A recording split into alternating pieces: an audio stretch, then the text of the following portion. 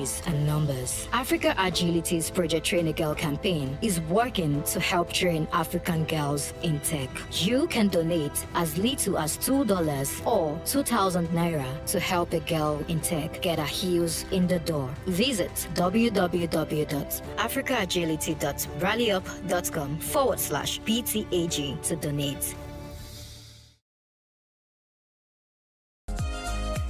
When you hear of drug abuse, what comes to your mind? When we say drug abuse, it seems like something that is so distant, but it's happening every day in our homes. 1 in every 4 persons has mental illness. Regardless of your notion of what drug abuse is, you are sure to get the right meaning here. Welcome to Regardless, an anti-drug abuse television show put together by Christ Against Drug Abuse Ministry.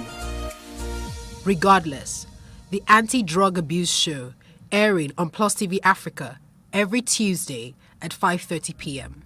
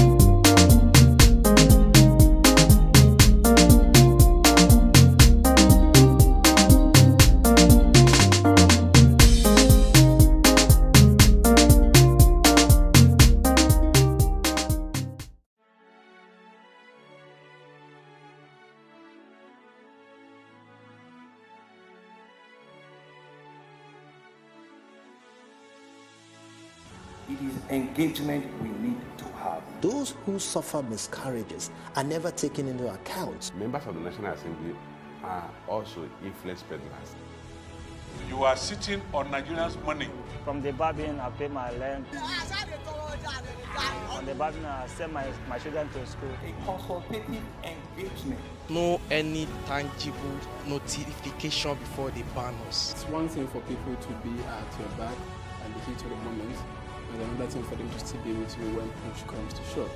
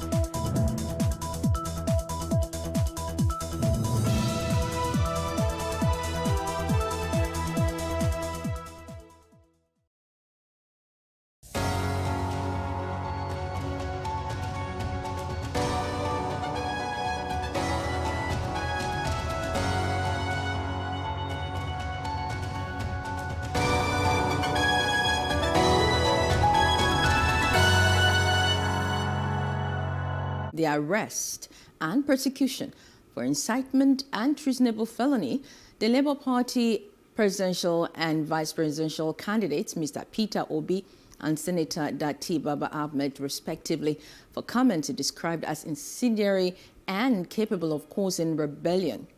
Similarly, the Presidential Campaign Council of the Labour Party dismissed the petition filed by Festus Keyamo, describing it as a desperate attempt by Keyamo to gain political relevance. The PDP Democratic Party, that's the People's Democratic Party, has referred Benue State Governor Samuel Ortom to its disciplinary committee for alleged anti-party activities.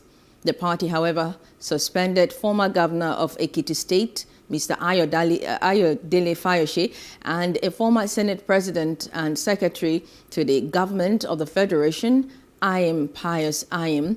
Other party officials suspended include Professor Dennis Itseya and Dr. Aslam Aliyu. Well, these and more will be our focus today on the program, but we'll take a quick break. Just stay with us. We'll be right back.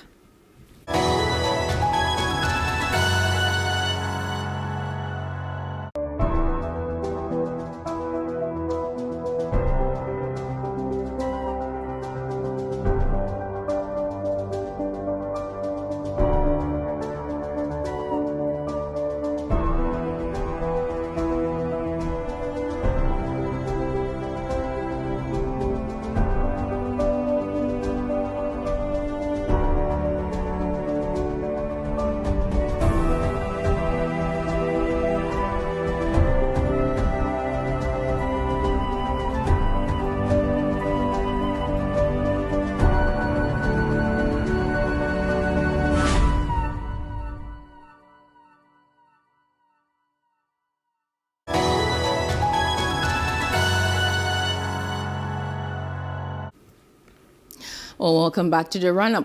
Well, joining us to discuss the issues that I mentioned earlier are Opunabo Inko-Taria. He's a public affairs analyst, and Johnson Ago, legal practitioner. Thank you, gentlemen, for joining me. Yeah, it's my pleasure. Good morning, Nigeria. You're welcome. Well, they'll be joining me virtually, as you can see. However, that doesn't affect anything. Okay, so let's just go straight to it. I think we should start with Festus Keyamo's petition against the Labour Party presidential candidate and his deputy, Baba Datti Ahmed. The former Minister of Education, Obi Ezekwesili, has dismissed that and called it a ludicrous piece of nonsense. Ibn Abo. Hello. Opunabo. Yeah, I can hear you. All right. Respond to that. Respond to the call, the petition by Keyamo, and Obi Ezekwesili's reaction to it. Well, first, I think Keyamo is just, to me, just a question of rabble-rousing. Because as far as I'm concerned, the petition is completely negative. Is what Martin Luther King referred to as the destructive John Major instinct. John Major instinct.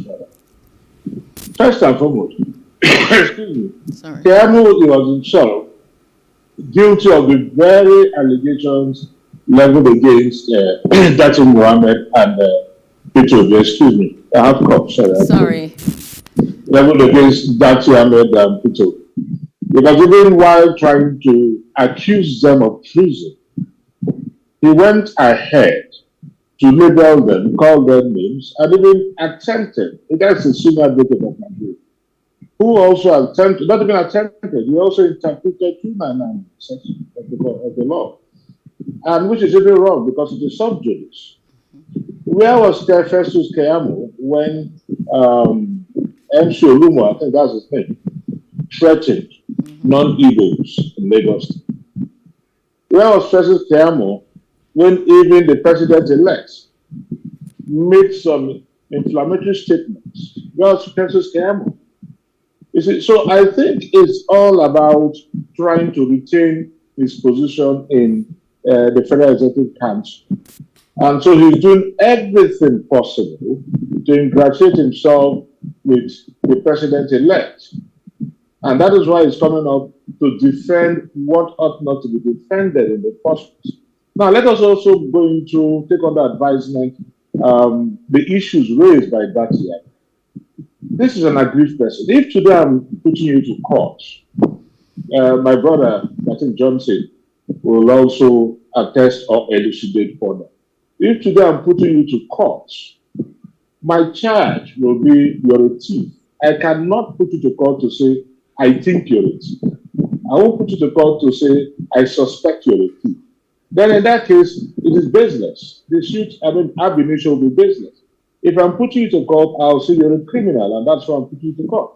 So if today Datia Ahmed said the elections were not free and fair, and it doesn't recognize the president-elect as the winner of the 2023 presidential elections, he has not said anything that is treasonable. To start with, he cannot even be accused of treason because he said the constituted authority. And now, because I watched that on the sister station, precisely on channels, and he said, you're talking of a president-elect. A president-elect is not yet the president. He's only a president-elect. God forbid, if today anything happens to Bola Ahmed Tinubu, if he closes his eyes today, he can never be given a president not taking the oath of office. It is after taking the oath of office that you can now say president, and you say certain things and they could say the excuse. But then, right now, he's a president-elect. So you cannot, because of what he said, this is an aggrieved party who feels he has been robbed. And we all know that the election were savaged and even Nigerians were savaged. The voters were savaged. So you cannot go up to say, come up to say, he's been accused of treasonable felony. How? Nevertheless, that does not detract from the fact that whether you are talking about a sitting president or you are talking about, there are certain statements you make, especially when the statements are incendiary and have the propensity to elicit reactions or stimulate actions against a constitutional authority. I agree with you, but that does not fall within that realm. And so, as Festus Keyamo, as far as I'm concerned, is just a busybody trying to impress Bola Ahmed Tinubu so as to retain his seat in the Federal Executive Council. He's attempting to be a rabble rouser, but in a very negative sense, because all what is said and the allegations prepared against Datia Ahmed and Peter Obi, as far as I am concerned, they all suffer from eclipse of reason and poverty of logic in terms of argument and in terms of trying to substantiate those facts. Okay, well, thank you, Punabo. Johnson Algo, you are a legal practitioner. Come in here and tell us whether what your legal colleague has said makes any sense. I'm talking about... I agree with him, absolutely. I agree with him, absolutely. Actually, the question whether someone has committed an offense or not is to be interpreted by reference to the particular statute against which the person's conduct is said to have contravened. Let me put it slightly more straightforward. Before you say I have committed an offense, you should be pointing at the particular law my conduct is against. So in this instance, I would have been happy to read the particular section of the particular act which Mr. Datia Ahmed's statement contravened. Secondly, I also read with amusement the part of Mr. Keyamo's letter alleging that P2B has committed the offense through Datia Ahmed. I was thinking that crimes are not exactly vicarious. People should be held accountable for their own particular conduct. The individual that Ahmed said in his own opinion when he was saying his statements, he didn't say in the opinion of himself and Peter Obi. So I was wondering the motivation that Keyamo will have to take away from the person who said, quote me, this is what I am saying, and attribute to the person who didn't say the same. That shows to me that he was just playing to the gallery. as opposed to analyzing or discussing legal issues. So in my view, he has said nothing other than making noise. And it will be curious to see if the DSS acts on noise making. No one should expect, no one should expect the DSS to become a backing dog for Festus Keyamo. They are an institution established by law, and the scope of their functions are enumerated. It's not meant to become a backing dog for any politician at all. They are an established institution. DSS is supposed to be very respectable. They should know the limits of their law, of their powers. And I believe it does not include gagging people. If you analyze what Mr. Dati Ahmed has said, it's quite clear. He says, I am aggrieved. This is the cause of my grievance. I have taken it to court. That's a summary of what Mr. Dati Ahmed said. And he goes further to explain that the reason why he's aggrieved is that the Constitution of Nigeria is not being followed. And in his view, the Constitution of Nigeria is the only means through which any person can seize power, as in any person can come to government in Nigeria. And that's clearly what the Constitution of Nigeria says, that no part of Nigeria can be governed except in such a way as has been prescribed by the Constitution of Nigeria. So if you attempt to govern Nigeria except in a way that has been prescribed by the Constitution of Nigeria, or a part of Nigeria, except in the way that has been prescribed in the Constitution of Nigeria, you are infringing the Constitution. In other words, you are governing outside the Constitution. And what exactly is coup? A coup is simply an so-called, what they normally call revolution. It's so-called an attempt to govern a state outside the scope, outside the prescription of the constitutive document, in which case the Constitution. So Mr. Keyamo should be worried. He should, in fact, be talking about fast-tracking the legal dispute as opposed to asking people not to discuss their condition. It's just like, if you don't want us to discuss our condition, don't give us the condition to, don't put us in the condition at all. So what Mr. Dati Ahmed has just done is to exercise a right that is very fundamental. And I believe Section 39 of the Nigerian Constitution allows people to express their opinions on what they think about their condition. So Mr. Dati Ahmed has just discussed his condition. And this section and other sections of the Nigerian Constitution dealing on fundamental rights are so fundamental that even DSS is not permitted to derogate from it.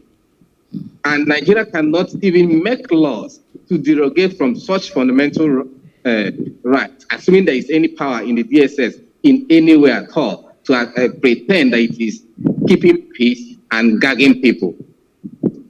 Nigeria cannot make such laws. And if Nigeria makes such laws, some of the international rights instruments that Nigeria is signatory to does not permit that. And Nigeria cannot be pleading its local law arrangements as an excuse to derogate from such international obligations. So by Festus Keyamo's letter, he is setting Nigeria up for not just unlawful acts, but for international ridicule. People are watching us. They are seeing what we are doing. They are seeing, okay, somebody is alleging that you have rigged an election, and you do not just want the courts to listen to the person's complaints, you also want to intimidate the person with the instruments of the state. Right. The DSS is a special instrument of the state, and any act of the DSS in this particular circumstances are looked upon with suspicion. So it's better, Mr. Keyamo talks about peace, talk about addressing the grievances of the people who are complaining, instead of trying to intimidate and shut them up. That's the way I see it. All right. How do you respond to the coloration that this gives to the APC as a party? Because just as Mr. Opunabo alluded, members of their party had made comments that were even worse. And we didn't see Other than the fact that Festus Keyamo tweeted cautioning Bayo Onanuga against his comment, and he retweeted and retweeted more, we didn't see strong actions from their camp. Festus Keyamo himself is guilty of what Mr. Bayo Onanuga is doing. He has been doing ethnic dog whistling all along through the campaign. That Mr. Bayo Onanuga took his own a step further does not change what the nature of what Mr. Keyamo has been doing all along. Who has he been describing as wailing wailers? All right. Or have you not read that kind of tweet before? Was he not sectional ethnic? Should a government functionary in the first place be this brazenly partisan? We are paying Festus Keyamo's salary as a minister of state or what for labor. So he should have dedicated his whole time serving the Nigerian people in the Ministry of Labor and Productivity. But we saw him very active in the campaign council of the presidential candidates of APC. So who is going to pay us back for the money, for the time he stole campaigning for APC? That is a good question. That is a good question. And you being a legal practitioner, should there not be some sort of petitions against him by Nigerians? I think Nigerians to ask this very question that you're asking. Yes, Nigerians who are aggrieved should be able to take that up. There should be in the court some powers to punish or restrain him from doing such, or for making him to at least account to the Nigerian people. I believe that in the APC Presidential Council, he's meant to have received some reward, or he's hoping to receive some reward. So it's a question of conflict of interest. He's conflicting his private interest as a citizen of Nigeria entitled to participate in politics with his office as a minister of the Federal Republic of Nigeria. All right, Opunabo, please come in here. How do you respond to some statements in some quarters that APC, especially through their spokesperson, Keyamo, makes it look like others who are not members of the APC are second-class citizens in this country because they are of the ruling party? No, the fact is, before I go into that, let me add to what my brother said. Because even in the United States of America, which is supposed to be the birthplace of democracy, when the American president is running for a second term, anytime he flew or flies the presidential jet, he pays for it. Unlike in Nigeria, where the state pays for presidential jet that the president, a sitting president, uses during elections, the American president pays for it, because that is your private business. And in the interest of equity, definitely there must not be any form of discrimination within the cognizance of law. So just like a private man will fly his private jet or hire a jet and fly, the same way the president, who eventually becomes a presidential candidate, therefore somebody running for a second time also pays for the jet. There could be some form of subsidy, but he has to pay for that jet.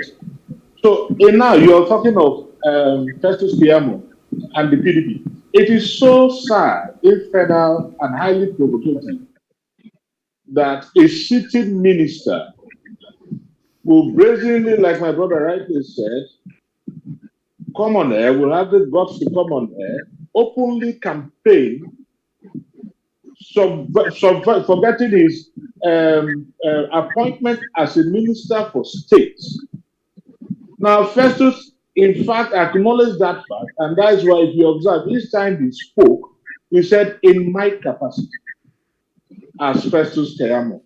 How do you distinguish that? You're a sitting minister, and you say, in your capacity.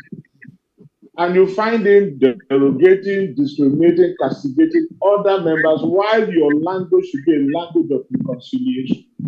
I tell you why. Festus Keyamo is doing that because that is what even the president-elect thought. Before the elections, during the elections, and even after the elections, Bola Ahmed Tinubu's statements have always been inflammatory.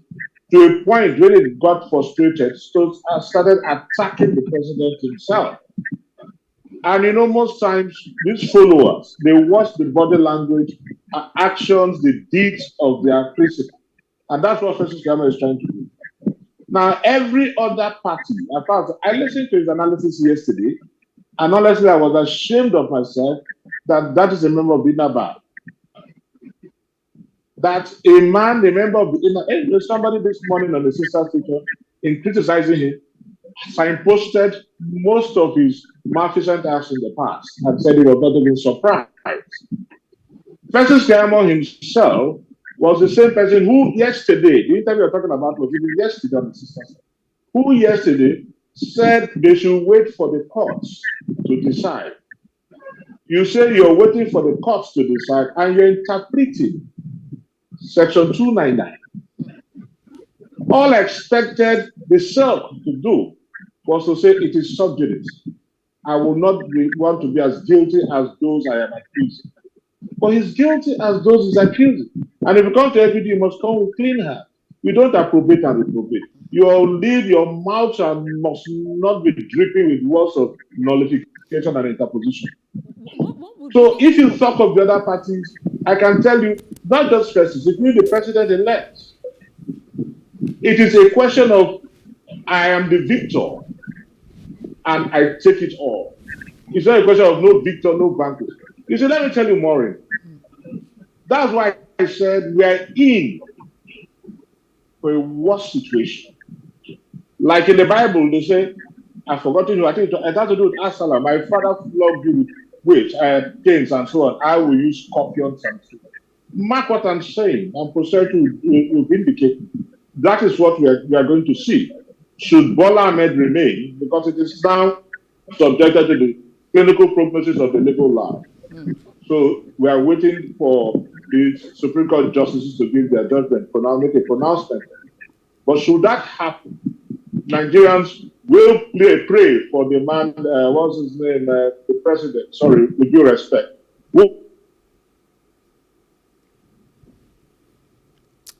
All right, a bit of connectivity problem there. But Johnson Agu, let me come back to you. You have said what he said, that Festus Keyamo is sub judice already. What is the import of that on the position of the president-elect Bola Tinubu Ahmed, since he is his spokesperson? I do not know if I can hold Bola Tinubu directly responsible. Please tell Collins to stop calling me. We do apologize for that mix-up. Johnson, can you hear me? Are you still there? I hear you. I am saying that I do not know if I should hold Bola Ahmed Tinubu responsible for what Festus Keyamo said that he is saying in his own capacity as Festus Keyamo. But if we should do things according to Festus Keyamo's standards, then Bola Ahmed Tinubu will be liable as much as P2B is liable for what any other person has said or done, which will now include Festus Keyamo himself. So to the extent that Festus Keyamo has insulted or assaulted the sacred legal principles, we should now also say that Bola Ahmed Tinubu is responsible for such assaults on the sacred legal principles. For example, when a matter is said to be in the court, it is expected that all parties respect the fact that it is in the court and restrict the depth of their commentary on the matter.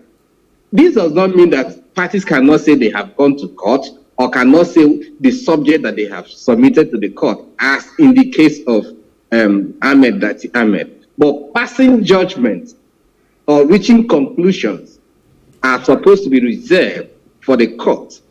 If you know or if you have reached conclusions on the outcome of the case, why are you in court? But if you believe that the court still have a role, you can still present your case, as in this case, Dati Ahmed has said, this is the subject I took to the court. Festus Keyamo can say, this is our response to it, and leave it there. And we now will expect the court to say, I have seen the petition. I have seen the response to the petition, and this is my verdict. So a situation where we see or we hear Keyamo reaching conclusions on behalf of the court, for example, telling us that the court will throw away the thing, leaves much to be desired. Is he suggesting that he has seen a copy of the judgment even before the case started? That is a And question. Is he suggesting that? Don't forget, my brother. Okay, that you also on air interpreted the issue of the FCT, if it's a state or not. And Which is that exactly that is old argument, line of argument is what the Supreme Court will say.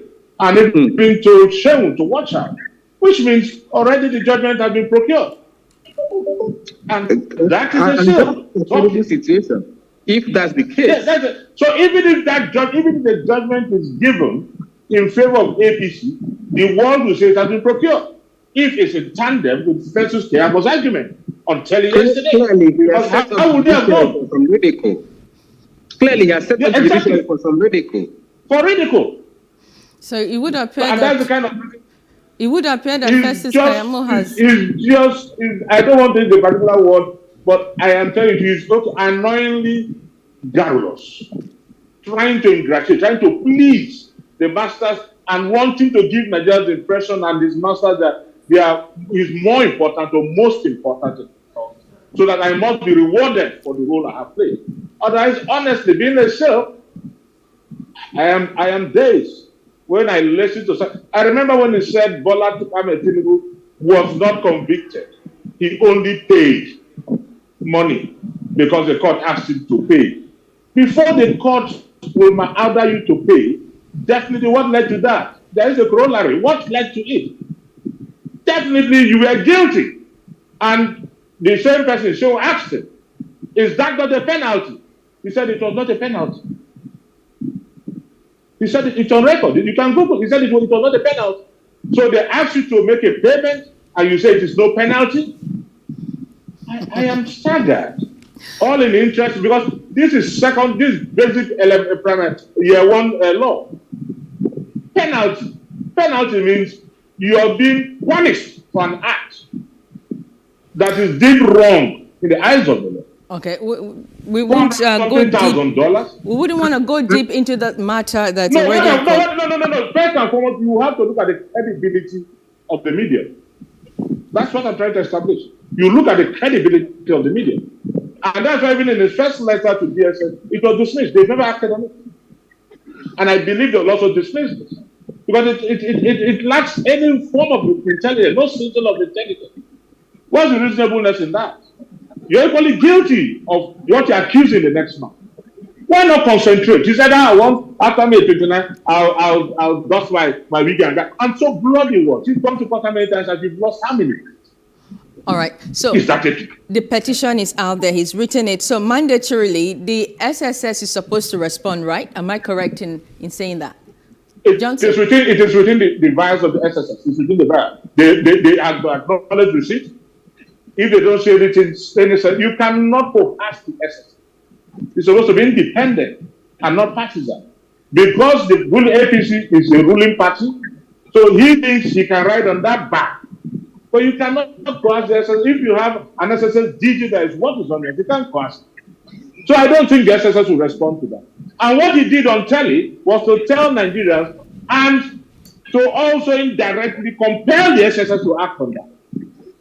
I mean, it's just unfortunate that most people have lost confidence in our judiciary. Otherwise, I can tell you that I will not mention a name or two names of persons that the Supreme Court disgraced and even called the NBA to withdraw their certificates. No, this for issue coming to court to present all kinds of frivolous. Sorry? Go ahead. I thought okay. So this matter is, I don't think it will really go to court. I pray it goes to court. And let us hear what the Supreme Court justices will say. Because these are very baseless. What are you saying? On what grounds are you saying? What are the incendiary statements? What are the inflammatory statements that you consider treason? What are they? Meanwhile, you are guilty of the same offense you are accusing those other ones, if not more. So why not concentrate on your court judge, on your court process? If they give you judgment, fine. I also believe and have a certain conviction that the elections were rigged. But the matter is before the court. And if they say, I have more than enough proof to show that the elections were rigged. More than enough. All right, more than enough. Okay. But it is before the court. Yeah, it is before the court, so we wouldn't want to be sub judice. Can only comment when the matter is before. That's what I say. You can only comment on it contemporarily. Yeah. Not you are going to be sub judice. That's why you don't need bother, because now it is in court. But that is what I expect of Festus Keyamo, who as a SILP ought to be a role model when it comes to the legal profession. Okay, Johnson. And you hear him every time he's on there. Don't forget I'm a member of the NABA. Don't forget I am this. Are you trying to intimidate? The sister such also said it was. Is Festus trying to intimidate the anchors and the presenters and what have you? Who gives a hoot about what is it? You can go to court and be floored by someone who has just been called to buy just 2 years ago. Agreed with. You can be floored by it. It happened with even Rotimi Williams. After how many years at the bar? So the judges are no longer moved by those sentences. Let him lead by example and not come on air to make unfounded claims and threaten. And if the DSS should act on this, I can assure you, it might stimulate, it might catalyze what you least expect. That's the truth about it. Yeah, Johnson, coming here, from the legal perspective, the response that may or may not come from the SSS. Actually, when a petition is brought to the attention of the SSS, they have two basic options. To think that the petition has substance on the one hand, or to say that the petition has no substance on the second hand. If they say the petition has no substance, no problem, that's the end. If they think it has some substance that requires further investigation, they have an option to invite the person who is the subject of the petition and hear that person's own side of the story to clarify whatever the person might have done or might have said. Because there is this concept in the Nigerian constitution that before any administrative or judicial or whatever powers are exercised against a citizen of the country, the person should be given an opportunity to be heard. That is what people normally call Section 36 of the Nigerian Constitution, fair hearing. So,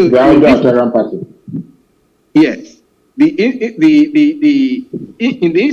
this instance, we will be expecting, assuming the DSS think that there is preliminary or prima facie content in what Mr. Keyamo has written to them, to invite the duo of Peter Obi and Dati Ahmed and hear them. After hearing them, the DSS might form an opinion that, okay, whatever that we suspected before, there is no substance in it. Go your way, don't mind the rabble-rouser. They might also say, oh, actually, I now see what the rabble-rouser is saying more clearly. They will now exercise the powers in the Act to procure court proceedings and prosecute according to the law, which they in their view, have formed that Dati Ahmed and or Peter Obi has breached. And the court will have the final say in determining whether DSS has proven that the conduct alleged against Dati Ahmed and Peter Obi contravenes the law within the jurisdiction of DSS or not.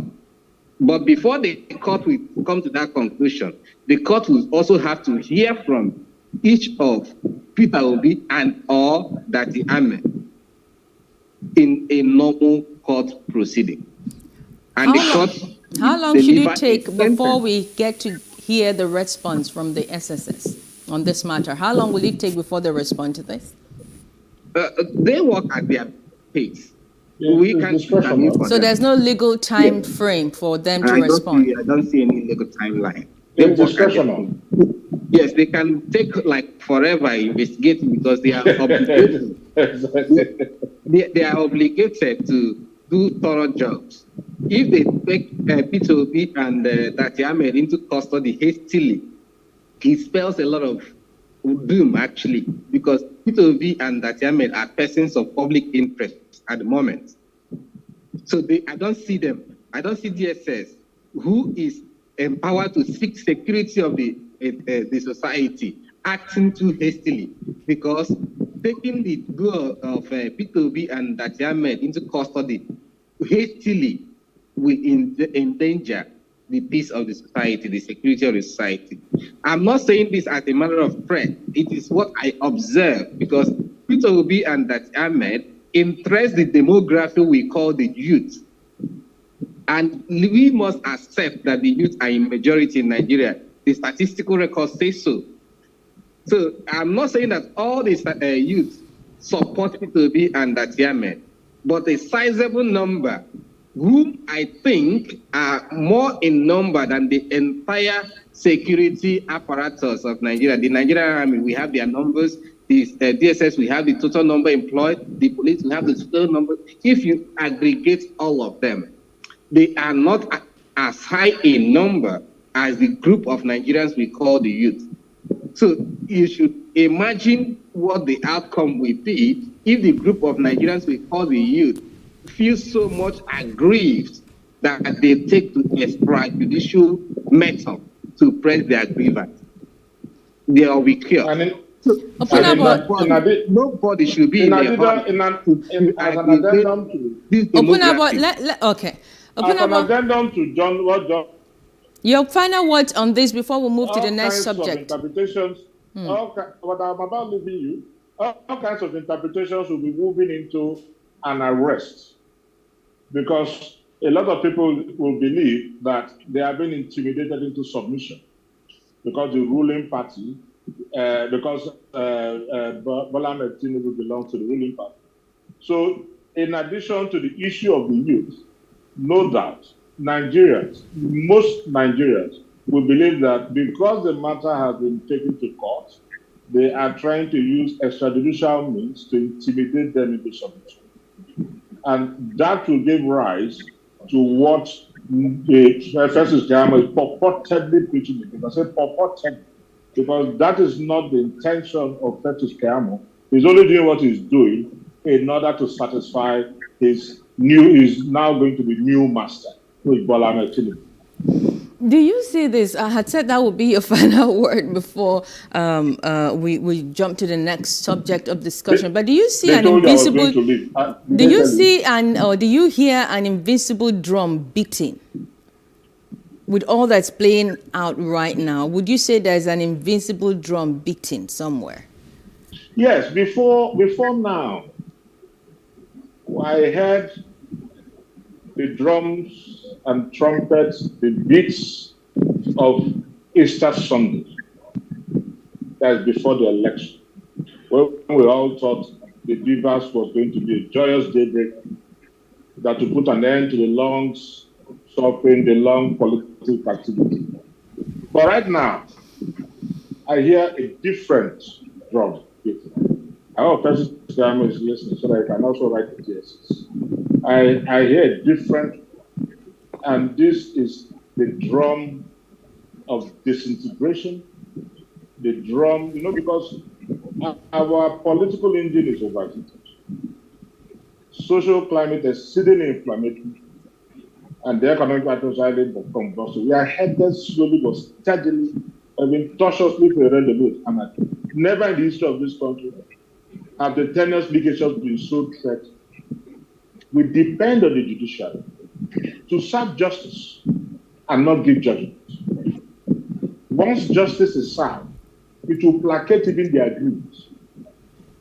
Just like by Lord Justice Stewart once said, justice must not only be done, but must be seen to have been manifestly done. In other words, a lot of people make this mistake. In other words, even the gateman, your gateman, who is not learned, knows and is satisfied that yes, justice prevailed. So the onus It's now on the judiciary to ensure that justice prevails, not just giving judgment. Why I'm saying this is that in the past, they've given judgment. Lawan's case, Fabio's case, and so many other cases, even in the case of River State in 2007 also. But I am not now saying it must be this way, the pendulum must swing this way or swing that way. No.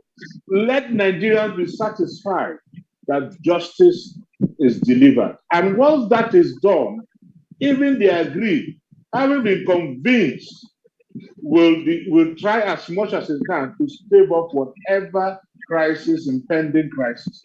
But if Nigerians believe that what they got on that day was judgment and not justice, I can tell you, the fragile and tenuous legations will be broken. And that is where we're going to have a problem. So right now, the onus is on the Supreme Court. I don't like talking about the Court of Appeal because we still have the Appellate Court, Supreme Court. The Court of Appeal can give a judgment, it's upheld or upheld by the Supreme Court. So I always talk of the Supreme Court, which is the final court. Let the Supreme Court ensure that justice is served and not judgment is given. We're going to move now. Thank you so much, gentlemen, for all your insight on this very, very, very serious matter. But it's time to now shift to the next subject, which is the camp of the PDP. So much has happened in that camp that if I were in the Nollywood sector, I probably would have a series, you know, from the G5 to all that the former governor of Ekiti State has said, and several other things playing out in the camp of the PDP. Well, that party has referred the Benue State Governor, Samuel Ortom, to its disciplinary committee for alleged anti-party activities. And the party, however, suspended former governor of Ekiti State, Ayodele Fayose, and the former Senate President Secretary to the government of the Federation, Pius Ayom. Other party officials were also suspended, and they are Professor Dennis Iseria and Dr. Aslam Aliyu. Now, let me go to you. Let me start with you, Punabo. Do you see this move strengthening the party? Is it going to strengthen the party? I was supposed to have left at 11. All right, before you go. Well, I'll take this and leave. Yeah, before you go, do you see this move by the PDP strengthening that party, or do you see it further weakening the party? What ought to be done ought to be done. Notwithstanding whose horse is God. Probably you might consider the consequences, but that is on sentimental ground. But my greatest worry is why the name of a man like my governor, Nyesom Ozoruwike, is not even on that list. Because his own was fragrant. He went to Lagos State, endorsed openly the Lagos State governor for a second term. He openly said he supported Bola Ahmed Tinubu and so on. So what could be more anti-party than this? That's the conundrum. That's one question. It's a burning question that the PDP should answer. Nevertheless, the elections are over. So I think it is time to clean the audience table. Probably the PDP wants to purge itself of the so-called moles in the party. The likes of Ortom, the suspension didn't come to me as a surprise. The G5 governors, I am so pleased that despite the high blood pressure of the certain rhetorics, they could not perform. There was an enemy of deeds. They all lost, save River State. And when the court adjudicates on that matter, we'll all see what the court will say concerning River State. Because it's in court, I don't want to go into that. Okay. You know, the already matter is a court, so let me go into that. What happened in River State? But then, even at that, if you talk about, we are now talking about anti-party. This is a man who kept castigating Atiku. There was no name, all the vitriol and so on the party chairman and so on. And even said the PDP was not going to win in River State. The court will know whether the PDP won or not. But that is the first time. These were G5 members, they say, according to my governor, integrity. Man of integrity. Yes. You know, now, if you're a man of integrity, you will leave the party. You're a man of integrity. You will leave the party and fight the party. You will not remain there and still call yourself a man of integrity. Now, look at all the other governors. They lost even in their units. I keep telling people, I say, PDP did not lose anything dissociating itself from the government. Because I'm not a party member, I'm not a member of any political party. Because I said before now, even on your station, on several occasions, that don't vote for parties, vote for individuals, not parties. So you do not so see that this... indecently fooliship must end. So I voted across party lines. Because I kept saying this since last year. It is not the party that will bring about good governance. You are talking about individual because in Nigeria there's no ideology, but in civilized countries you have ideology. So you can never be Buhari telling Nigerians that he was not part of the party's manifesto. So the party, talking of party in Nigeria, is just a complete waste of time. I go for the individuals based on your antecedents or my perception of you, and that was what I even on your station countless times. I say, please go for individual. Because when the rain will fall, it will fall on every roof. Okay, well, so considering in choosing, let us be careful. Now, in this case of PDP, they all lost. Governors who were in charge of 3 senatorial districts lost in their units. They could not even deliver their senatorial to their various parties they formed alliance. They could not even deliver. So it was no use. So they really had no effect. Unless you talk of River State. Well, the court will decide who won in River State in the presidential election. Let the court decide that. Let me not go into that. So on the issue of their suspension, it came late. I just cannot understand the dilatoriness. I must tell you the truth. The leadership of the PDP lacks gumption. It lacks the courage. It was thinking, what will happen? Maybe if I do this, what are the consequences? Damn you!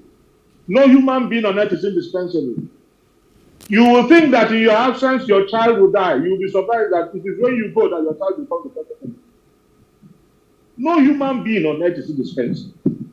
So don't give any human being a particular day. This one is no. Let us not do that. And that is the bane of our country. Because every time you look at the Quran is in prison, although I'm against it, but it is their law. Because I would have also done the same thing to save my child. But it is their law.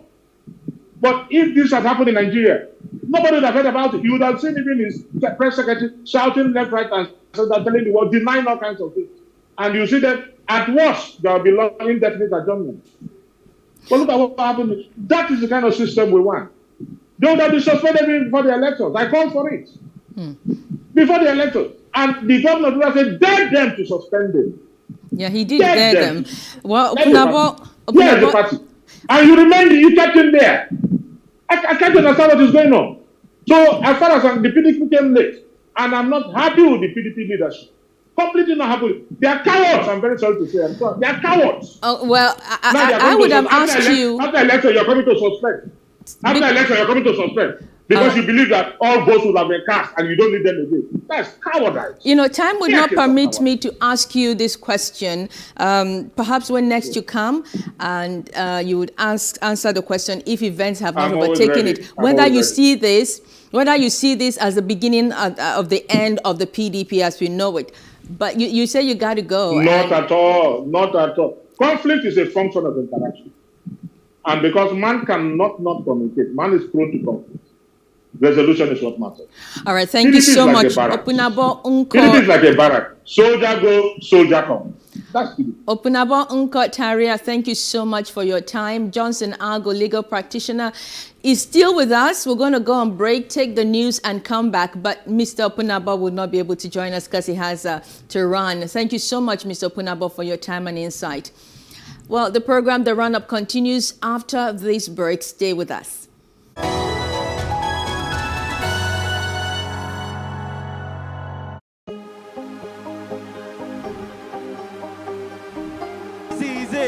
For upcoming artists to blow in Nigeria.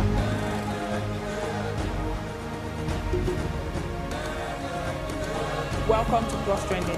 I am Buki November, your host, saying thank you for joining us on today's episode. Welcome back. It's tea time on Plus TV Africa. Practice makes perfect. I'm not perfect yet, but I'm a lot better than I used to be. He's a king. He's entitled to marry 100 if he wants to.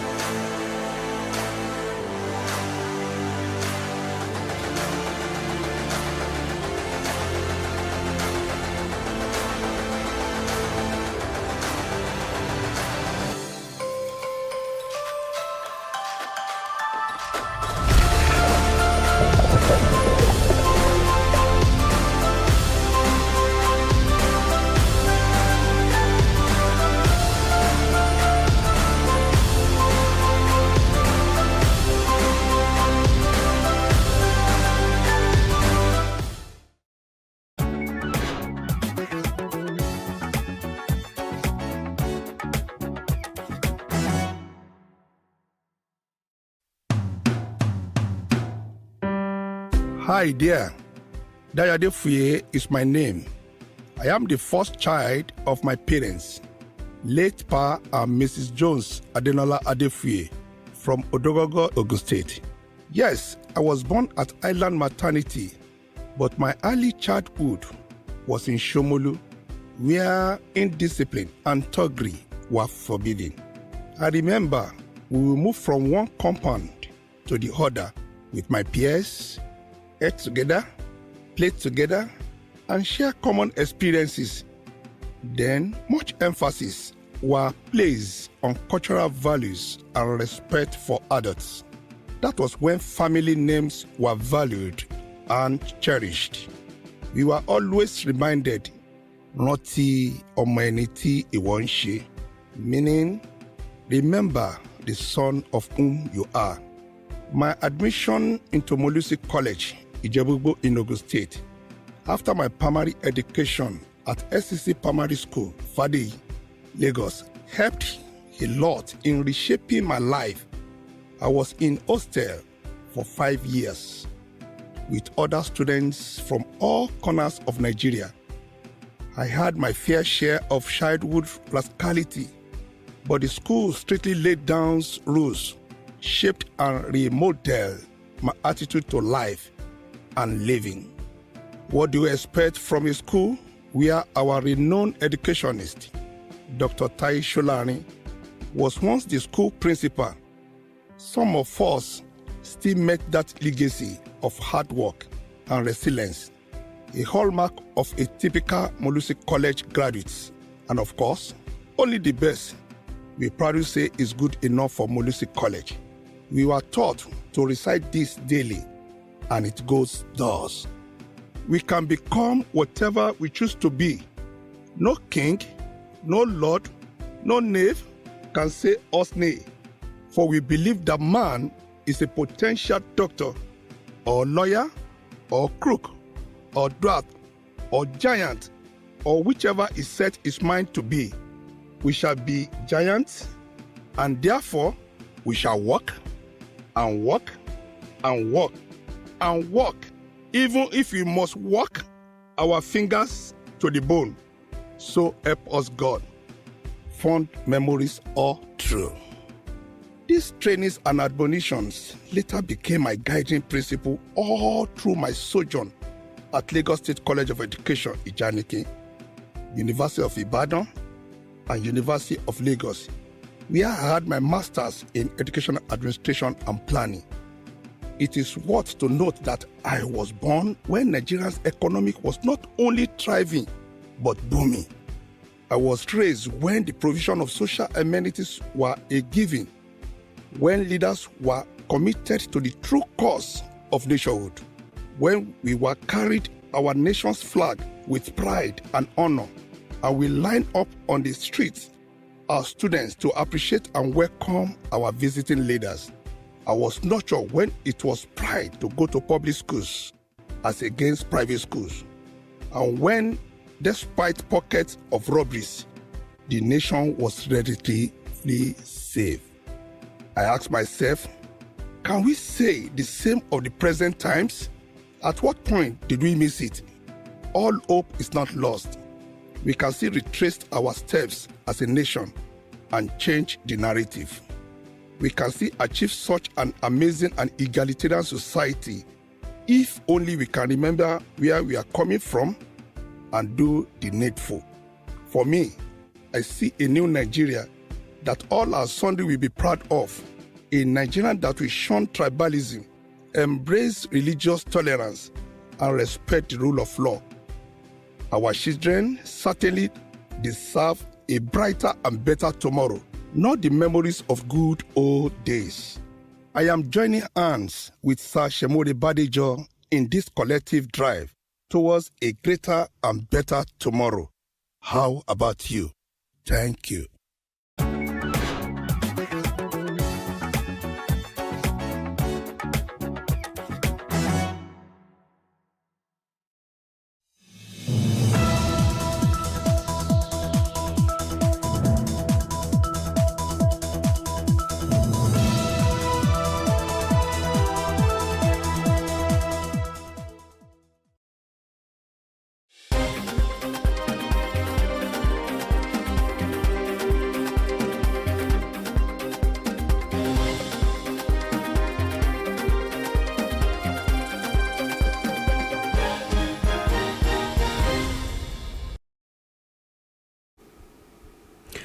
Good afternoon, I am Messi Ibopo. This is the news update.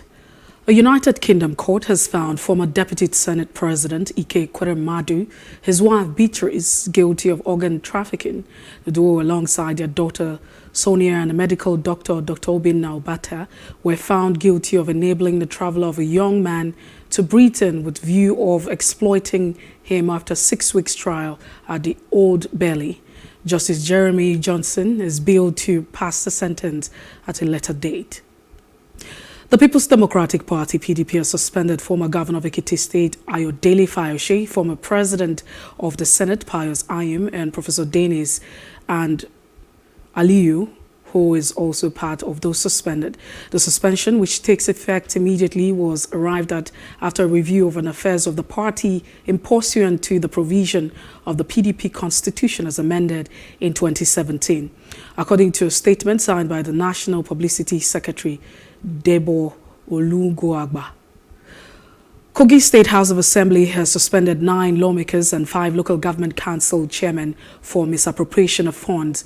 Amongst those suspended were the majority leader of the House, Mohammed Benjer, and the Lokoja Council chairman, Dan Asabe. The suspension in some quarters has been linked to anti-party activities in last Saturday's House of Assembly elections. Meanwhile, Abia State Governor-elect Alex Oti has revealed his plans for the state once he begins work. Oti said Abians should expect a general restructuring of the state once he assumes office. He said in the next few days he would appoint a team that will help him deliver the dividends of democracy, especially the creation of more robust economy in the state. Meanwhile, the South-South Youth Initiative has called on the Independent National Electoral Commission, INEC, to cancel unverified election result in Rivers State, describing the process as not only fraudulent but also below expectation. Addressing newsmen, the national president of the group demanded for an outright cancellation of elections in the state in the interest of justice. Oscar also called on the Inspector General of Police to prevail on alleged misconduct of some police officers during the governorship and state assembly elections.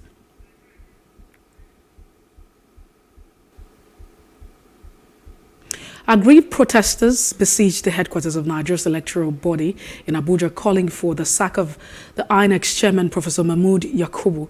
The protesters expressed displeasure over the conduct of the polls, alleging widespread manipulation, voter suppression, and maiming, killings, and falsification of election results. The Senate says that the recent granting of autonomy to the state judiciary by the executive arm of government will aid and ensure dispensation of justice in states across the country. Chairman of the Senate Committee on Judiciary, Human Rights and Legal Matters, Senator Michael Bamidele, disclosed this during screening and confirmation of Executive Secretary Designate of the National Human Rights Commission, Anthony Ojoku, for another term, and Justice Lawal Stanley as Senate Designate, FCT Customary Court of Appeal. Meanwhile, outside Africa, Ethiopian government has appointed Tigran rebel figure to head the interim government of Northern Region, a major step in implementation of a peace deal signed by 2 sides after 2 years of civil war. The Prime Minister Abiy Ahmed appointed Getachew Reda as the chairman of the interim administration of the Tigran region. Outside Africa, Russian foreign minister has said he does not expect that the findings of investigation into what is responsible for the last year's blast on Nord Stream gas pipeline would be made public. The pipeline, which connects Russia and Germany under the Baltic Sea, were hit by unexplained explosion last September in what Moscow called an act of international terrorism. And in business news, the federal government is confident that the nation's carrier, Nigerian Air, would begin operations before the end of the President Muhammadu Buhari's led administration. The Minister of Aviation, Hadi Sirika, spoke at the National Aviation Stakeholders Forum of 2023 in Abuja. President Buhari had said that the national carrier would commence flight services by December 2022, but by controversy surrounding the airline's ownership structure, it led to a court order stopping the federal government from implementing the project. Now, speaking at the stakeholders forum, Sirika said the latest deadline is another proposed date for the takeoff of Nigerian Air. A judge has rejected an offer from actress Paltrow's legal team to bring in threats for a courtroom. 76 confused is seeking $300 million in damages. She denied blame for the crash in February 2016 and has countersued. And in sports news, Africa's top-ranked table tennis star Aruna Quadri has moved up spots from 14 to 13 points in the latest International Table Tennis Federation World Rankings for men's single. This comes after Quadri's quarterfinals finish at the just concluded WTT Singapore Smash, where he became the first African to reach the quarterfinals to the competition. Meanwhile, Northern Nigerian Taiwo Mati dropped 3 points in the latest ranking for men, with a 17-year-old ranked 101 in the world. And that's it on the news update. For more stories, please follow us on Facebook, Twitter, and Instagram, and do subscribe to our YouTube channel at Plus TV Africa and Plus TV Africa Lifestyle. You can also view us on Limex and www.limex.tv and Glow TV apps anywhere in the world. I am Messi Ibokpo. Many thanks for watching.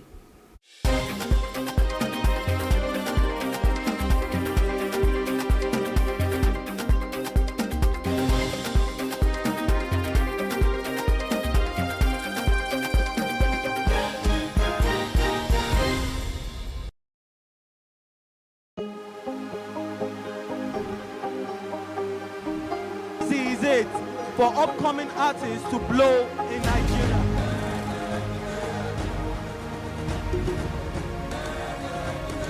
Welcome to Plus Trending. I am Buki November, your host, saying thank you for joining us on today's episode. Welcome back. It's tea time on Plus TV Africa. Practice makes perfect. I'm not perfect yet, but I'm a lot better than I used to be. He's a king. He's entitled to marry 100 if he wants to.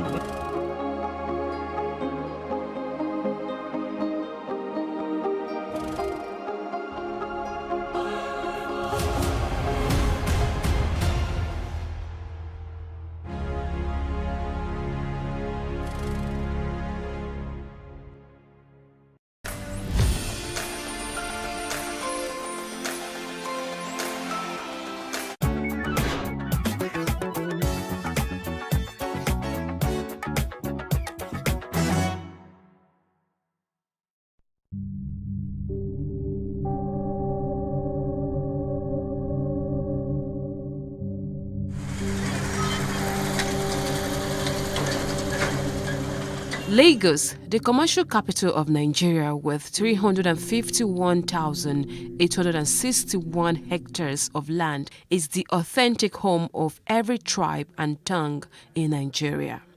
The state, though small in landmass, is controversially the most populous state in the country. One of the neighborhoods in the state is Obalende, located in Etiosa local government area. The area is strategically a historic site because before the relocation of administrative capital from Lagos to Abuja, it was the seat of power of the military head of state, the Dodon Barrack. Historically, a Royal West African Frontier Force, predominantly Hausa men, were initially camped on the land where the famous King's College is situated. Then there was a need for the use of the land, and the Oba of Lagos was said to have pressured the governor of Lagos to resettle the Hausa men and sold the land in what is now Obalende to the British colonial masters. After resettlement in the purchased land, the Royal West Africa Frontier Force men named the place Ibiti Obalewade, which translates to the place where the king drove us to. Obalende, though crowded, is famous for its nightlife and for its suya sport, with a junction popularly called Suya Junction. For ease of administration, former governor of Lagos State, Asewaju Bola Station in Lagos, located in the northeast area of the state along the Lagos Lagoon and shares a boundary with Ogun State. Currently, The town houses Ikorodu local government area and 5 local council development areas. Kabiru Shotobi is the king of Ikorodu, traditionally known as Ayogbunre of Ikorodu, who ascended the throne from October 24, 2015. The name Ikorodu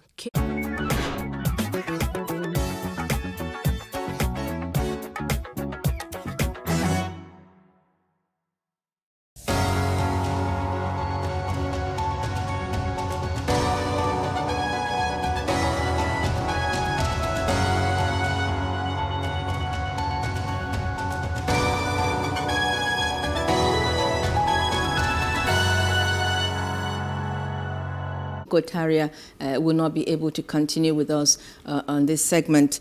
Hello, Johnson. Good to have you back. It's my pleasure. Thank you. All right. So let's continue from where we stopped. The PDP and all that's going on, the suspensions, the disciplinary actions, long time coming? You see it as something that should have happened before now? Please come again. I didn't get the question. All right. I'm talking about the drama unfolding in the PDP camp, the suspensions, the disciplinary actions. Do you see it as something that should have happened before now, as alluded to by Punabo? Actually, I think that is their family business. I am not a member of the PDP, and I don't have sympathies whatsoever to them, especially considering that what the complaints that have been brought to the public is a question of impunity and blatant breach of the party's constitutional provisions. So the lawyer in me thinks that rule of law should permit every strata of the society, including the subset of our democratic institutions, in this case, political parties. My thinking is that the impunity we see in the society didn't come from thin air. Right from the family groups, town unions, market associations, people who have had obligations to comply with rules might not comply with them if there are no consequences. And in the case of PDP, it is a political party jostling for power to control the entire government. My thinking is that such an institution or such an organization should be stickler for rule of law and compliance with its own rules and constitution. And so when they do not comply with their own rules and constitution, as they all claim, they should not tell us to just move on.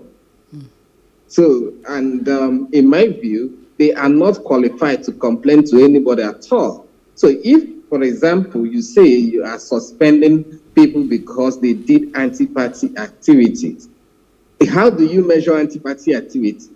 Is it by reference to what your constitution has said members should do? So the person who is attempting to apply the constitutional provisions of PDP now, where was he when PDP, the current people controlling PDP now, sidestepped the constitutional provisions of PDP?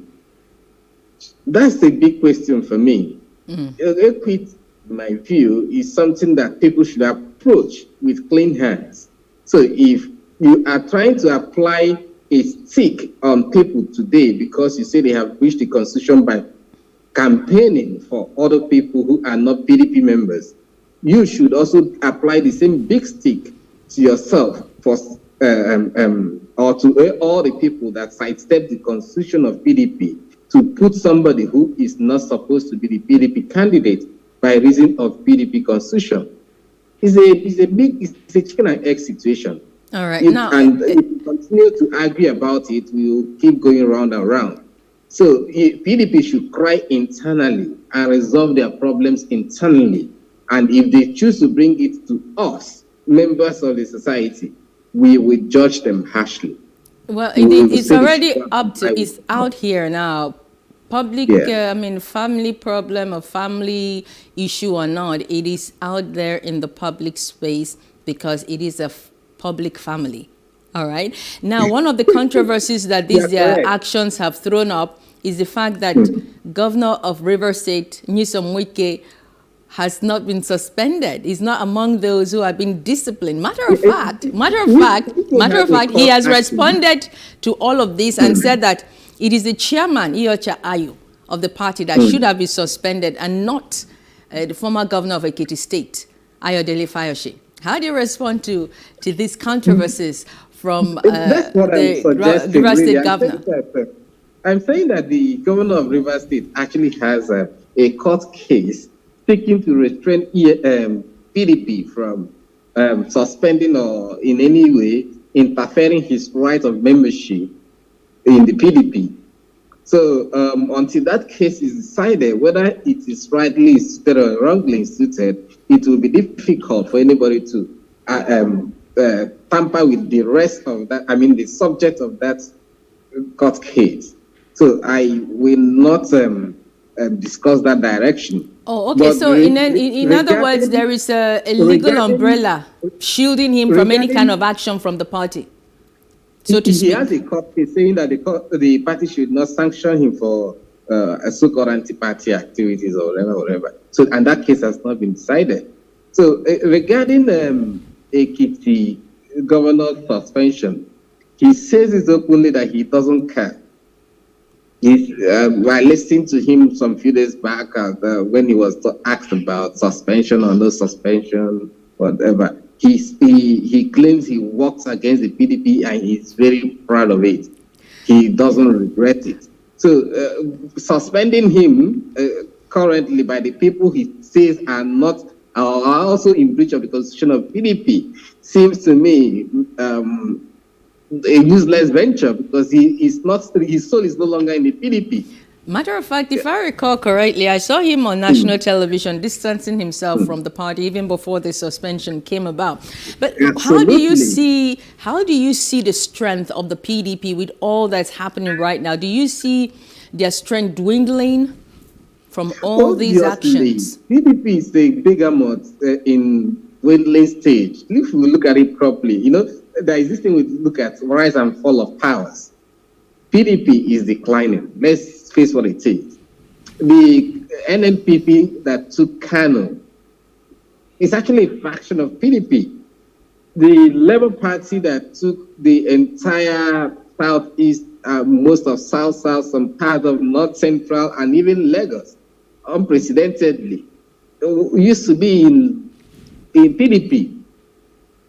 And if we look at, I'm looking at the results that, announced by INEC. I'm not saying that that's the correct result, but using the result that is announced by INEC, we can see that all these two factions that I have just described, if they were with the main PDP, so-called, represented by Atiku Abubakar, they would have clearly won the election. The Fayose, Makinde, and Wike team of faction of PDP clearly or boastfully say they worked for APC. So this election was conducted PDP against PDP, obviously. And what do someone say when a house is divided against itself? Cannot it stand. Clearly has to fall. That's the way I see it. Unless a miracle happens sometime to hold the party or the house in position. But we know that once a house begins to divide, the next thing that we should expect is a collapse. So you're saying that barring any kind of miracle, that PDP may just be the beginning of the end of that party? Absolutely. Those that won elections under the umbrella of PDP in this last election will have two options. They can now claim that PDP is factionalized. For example, I'm not giving ideas, but we've seen this in the past. Somebody is said to have been suspended, and the next thing you see on the radio is he organizes a meeting and claims to suspend every other person that is in the clique that suspended him. So that is a factionalization of the party, formal factionalization of the party. And on the basis of that, they will decamp to another party. and retain their seats. I know that the courts have said that if, for example, you're a legislative assembly or a legislator, a member of the legislative body, and you want your seat on the flag of another party, once you decamp to the next party, you will lose your seat. But the court have also said that if you decamp because of faction activities, when there is no unity in your party, you will retain your seat. So PDP, their leash on their party or party members seem to me weak, because quite a number of people seem to be genuinely agree. And those people who seem to be genuinely agree can bind together and decamp and retain their seats. And PDP will be empty. If I am to recommend to PDP, my suggestion is to find out what exactly the grievance of all of these persons and see how they can politically resolve it. I don't see a legal route out of this crisis. It's a political issue. So they should sit down and see what they can give and take between themselves, promises they can exchange, and assurances of keeping the promises that will interest the various parties. Well, thank you so much, Johnson Ago, for your time, your insight with us on this program, even before today. And I'm saying this and speaking like this because we've come to the last episode. This very episode is the very last episode of the run-up. We will miss this program. I would have asked for an elongation, tenure elongation, if I was asked. No, but we have a similar program every morning called The Breakfast on this program. Fine. So that is another place to tune to. That's fine. My thinking is that this program is even beginning because the court cases coming from the election petition tribunals are going to be very interesting. All that will be handled on The Breakfast, which comes up every morning on this station, I think 7 to 9 a.m. every morning, every day, Monday to Friday. So all of that is going to be everything we treat on, or we've been treating on the run-up, plus other issues will be treated on The Breakfast. That's so thank great. you so Thank much you for your time. It's been so wonderful having you. It's been an amazing couple of months discussing issues on Nigerian politics and the 2023 elections. It's been a huge pleasure having you, the viewers, always tuning to join the show. I want to say a big thank you to all our guests who have joined us virtually and in the studio, and to all the crew members who have worked on the show. To all the anchors, Nyamgo Agaji, Debayo Oloake, we say a big thank you to you. And please stay tuned to Plus TV Africa as we bring you various media contents for your view and pleasure. I am Maureen Menon Wezigwe. See you next time.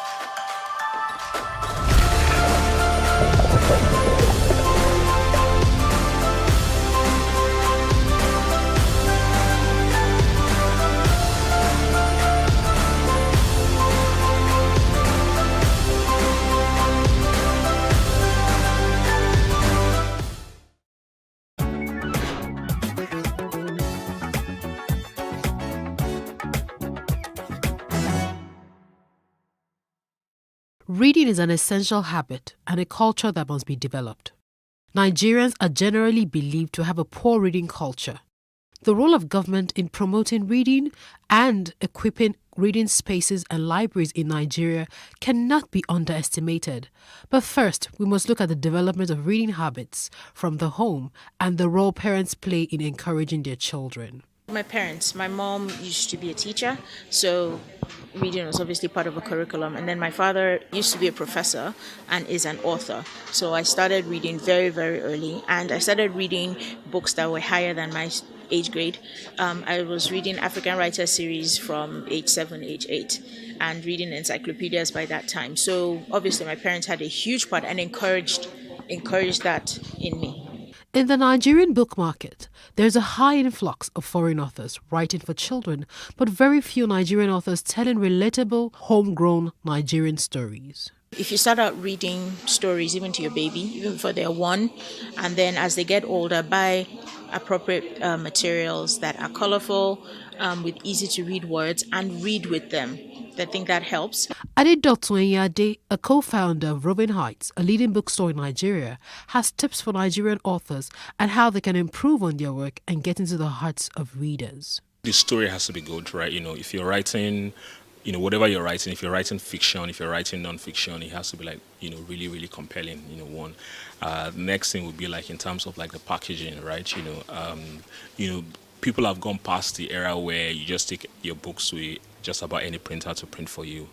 I think, publishers, self-published authors as well, they need to invest in ensuring that the quality of the book, the final output is one that would, stack up with any book, published, elsewhere in the world. So that's really important. Then I think, what would be the most important tip for me to them would be just, they need to invest in marketing. The book business, like any other business, is challenging. If you ask anyone who's running the business in Nigeria, they will tell you capital, of course, right? Book selling is also, as with any other business, is also quite capital intensive. Getting to pay your rent, getting to actually buy the books and stock up your shelves when you have them. Hiring good people requires decent amount of capital. So I would say it's getting the startup funds to set up something, and then if you're looking to do it at scale like we're hoping to do, then it also requires you raising funding, which isn't readily available in commercial banks, right? I don't think a bank would say they want to give you a loan to set up a bookstore. They probably will be skeptical about the number of people who read. So for us, I think it's just I would say capital is at the top of the totem pole. It is commendable that certain individuals and organizations are making concerted efforts to revive the reading culture in the country. The government should also redesign the school curriculum to incorporate more reading activities in primary and secondary schools.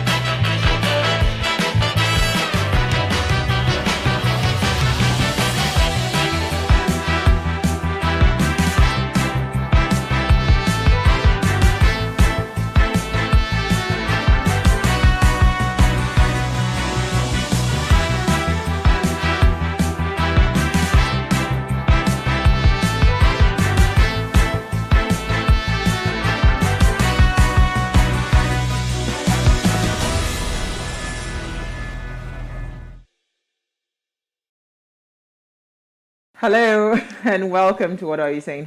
#Ways, where we talk about topics in the news as it affects us all. I am Musayome Saleh, and today Chinelo and I are really going solo.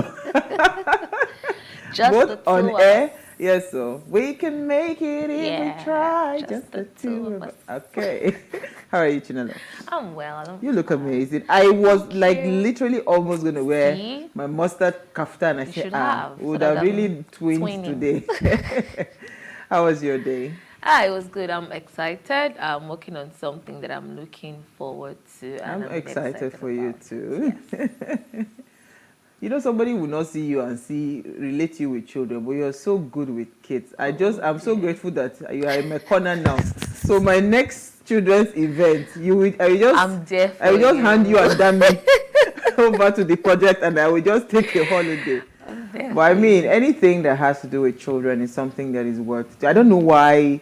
Corporate clients, when you go to them for sponsorship of events around kids, they'll keep telling you there's no ROI. Yeah. I keep on wondering, what's the meaning of this, your ROI? You know, it doesn't make any sense to me. But I'm excited for it, you know. Thank you. Fun, you know. I'm looking forward to the events. It's going to be on Children's Day, right? Yes, it's going to be on Children's Day. It's on Saturday. Awesome. Oh, it's a Saturday this year. Yes. Nice. All right, so today was my friend's birthday. And a good friend of mine, his 10th year wedding anniversary was today. So you know yourself. Happy anniversary. I'm excited for them. I mean, it's such a long journey. 10 years is no joke. A joke to be married to somebody. 10 years. It's not joke at all. Some of us are veterans. But I'm happy for him, and I pray that God continues to grow the love in the family and continue to increase, you know, the bliss and the unity. Amen. All right, so today, it was very hard to find a topic. I know. Honestly, I could tell. It was so hard to find a topic to discuss, but we just cannot ignore what is happening. Especially in our political scene, and we're discussing this newly signed petition, the petition that was written to the Supreme Court against the president-elect, his party, and INEC, from both the PDP and the Labour Party presidential candidates and their parties. So that's the conversation we're going to have around, but we'll try to spin it around what we think, not really talking about it from the expert point of view. And here's what we found with today's quote. Now, the bedrock of our democracy is the rule of law.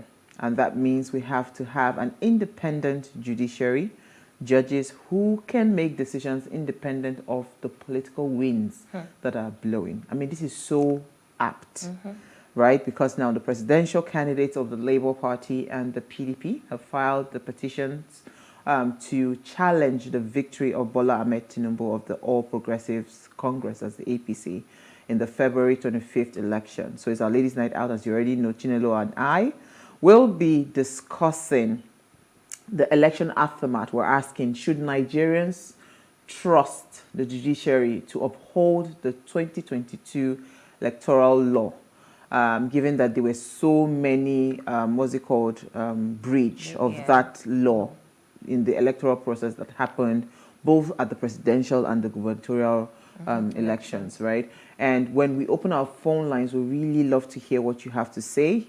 Please call us today. We really want to know if you trust our judiciary. But first, let's quickly go on a break. When we come back from that break, we want to see what we found in the news.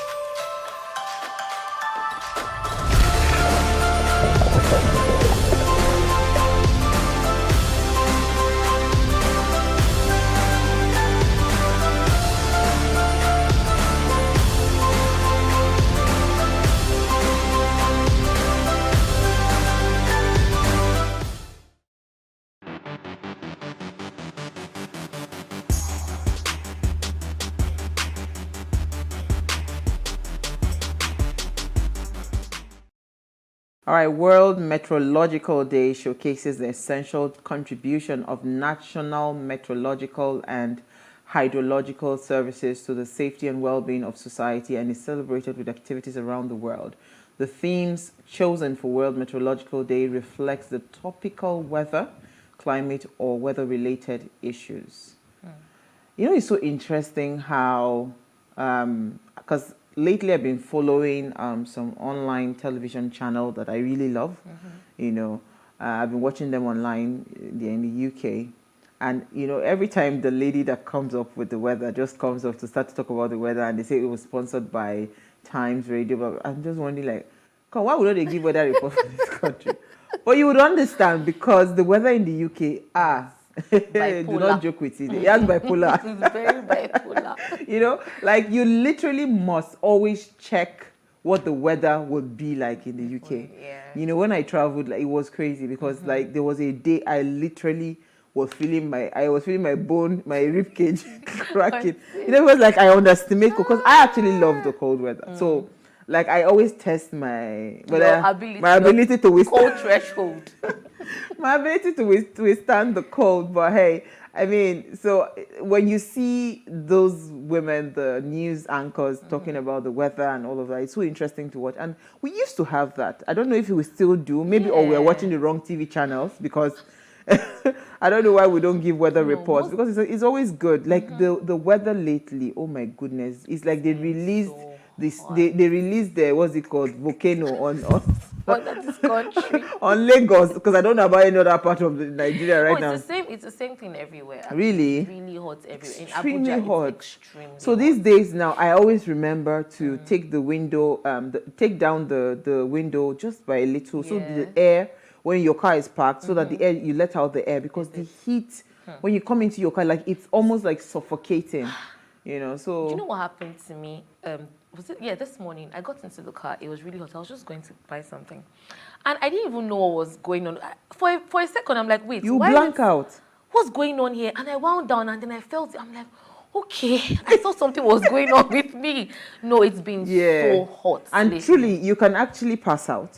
So you must stay hydrated. Yeah. You must always have something, you know, just to keep yourself hydrated. Then for those driving, once your car is parked, just take it down by a little bit so that it lets out. Because really, when you go into the car like that, you sit in, you know, especially if you're in a rush. But if you're not in a rush, you can leave the cars open for a bit before you go in. But if you know you would always be in a rush when you get into your car, just leave the window down. Just by a tiny, you know, just let the air just let out. Because 2 days ago, it was like I was going to blank out. So that was when I started being conscious now. You have to take down the window. Just take it down a bit. The weather is really, really, really hot. Very hot. I'm happy it rained this evening, though. So I'm happy. The weather is really hot. So, okay, so let's see what we found in the news. Okay. Go ahead. Yeah, all right. Ekweremadu, wife found guilty of organ trafficking. So I've been following this story for a bit because when I heard about it first, I was trying to make excuses because I'm like, maybe they didn't really mean that. Maybe that's not what happened. Maybe this, maybe that. But now they've actually been found guilty, and he's the former Deputy Senate President, Ike Ekweremadu. His wife, Beatrice, have been found guilty of organ trafficking in the United Kingdom. The duo, alongside their daughters, Sonia, and the medical doctor, Dr. Obinna Obeta, were found guilty of facilitating the travel of a young man to Britain with a view to his exploitation after a 6-week trial at the Old Bailey. They criminally conspired to bring the 21-year-old Lagos street trader to London to exploit him for his kidney, the jury found on Thursday. This is pretty sad because I can imagine how excited that boy would have been leaving this country. Even his family, you know, our son is going to Obodo Ibo. Not knowing that their son was actually traveling for him to get exploited, for them to harvest his organs. Now, I'm now asking myself, how would families feel now? Does it mean that they're going to ask questions when someone says, oh, let's take your child, or let's take this person? Calm down. What organ were they looking for again? Kidney. Okay. So we all know that kidney is one thing that, you know, you can live with one kidney. And people willingly, no, let's be realistic. I'm happy that the courts have found them guilty, you know, again. But you know that there were also some speculations this is like this boy also like aware. he was clearly aware of what he was going to go and do, you know, but he just felt like, you know what, maybe when we get there first, we'll get to that bridge and I'll cross it. He was in full knowledge of what he was going there to do.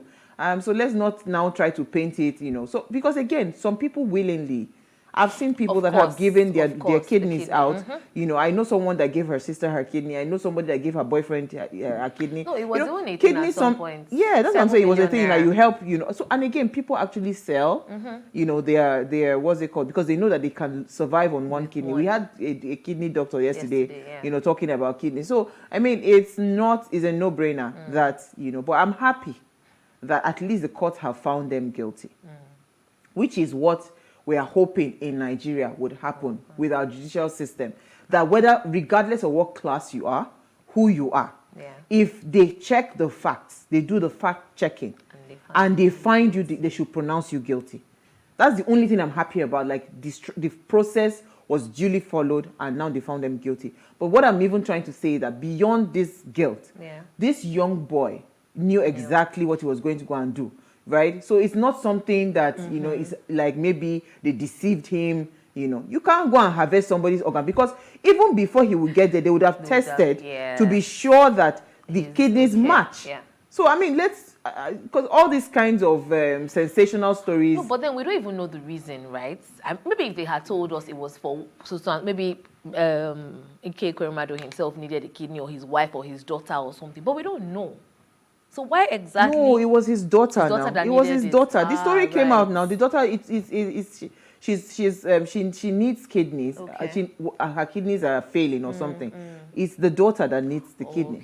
So they were trying to find a match for the daughter, and they found this young boy. Eventually, when they got there, I think it was the boy that now raised the alarm and all. Because I think the boy just really planned them. It was just not a good day for them because I'm sure they would have arranged everything. Through in the first place, I can't just take you to the UK when I know that your kidneys don't match. I would have done all the tests. So, I mean, it's just so sad. You know, this type of thing, that's why it's always good. Don't follow anything illegality. Even if you are giving me your kidney for free, let us sign an agreement that you were not doing it under the influence. So my story is actually going to be tied somewhat to what we're discussing. I actually have two stories. One, let me quickly talk about the first one, the Festus Keyamo, SAN. It says, earlier today I had submitted a petition to the Department of State Services against Mr. Peter Obi and Dati Baba Ahmed to rein them in for their conduct and utterances which border on incitement and treasonable felony. A call for peace and national healing does not amount to weakness. So if you check the post, he has the petition he's written to DSS in Abuja. He says, I write this petition with full realization that in a post-election period such as this, there is need to soothe frayed nerves, lower the temperature, and begin the healing process. The President-elect Asiwaju Bola Ahmed Tinubu has issued a statement to this effect a few days ago. However, it appears that President and Vice Presidential candidate of the Labour Party, Mr. Peter Obi and Dati Abba Ahmed, are prepared to toe the conciliatory path for the sake of peace and national cohesion, whilst exercising their rights to pursue duly laid down constitutional means of addressing their grievances. In this regard, since the declaration of the presidential results, comments and claims about declaration of the president-elect by independent whatever, that these comments and claims are made not just within the boundaries of exercising their right, but freedom to vote. Long and short story is that outright truncation of that they cross the line to call for the outright truncation of democracy by insisting that the adoption of other processes outside the contemplation. You know, this must be speak grammar. But bottom line is that he too has filed his own petition to the DSS. The only question I want to ask our beloved SAM, Festus Keyamo, is that where are the inciting comments? Let him just, I want to see, because I have not seen any inciting comment. Rather, there was one guy that tweeted, was it on the day after the governorship election, on Sunday, yes, after the governorship election, Bayo Onanuga, I think that's the person, you know, he's in the media team of the APC candidate, and he said some very inciting comments around the Igbo, tribal and all of that. Why are we not? So you see, the thing, I don't have a problem with you writing petition. But you see, whatever you want to do, be seen to be fair. and call out what is wrong across board, even if the person is a member of your household. So do not call one good, or do not turn a blind eye like you did not see one thing and now condemn another.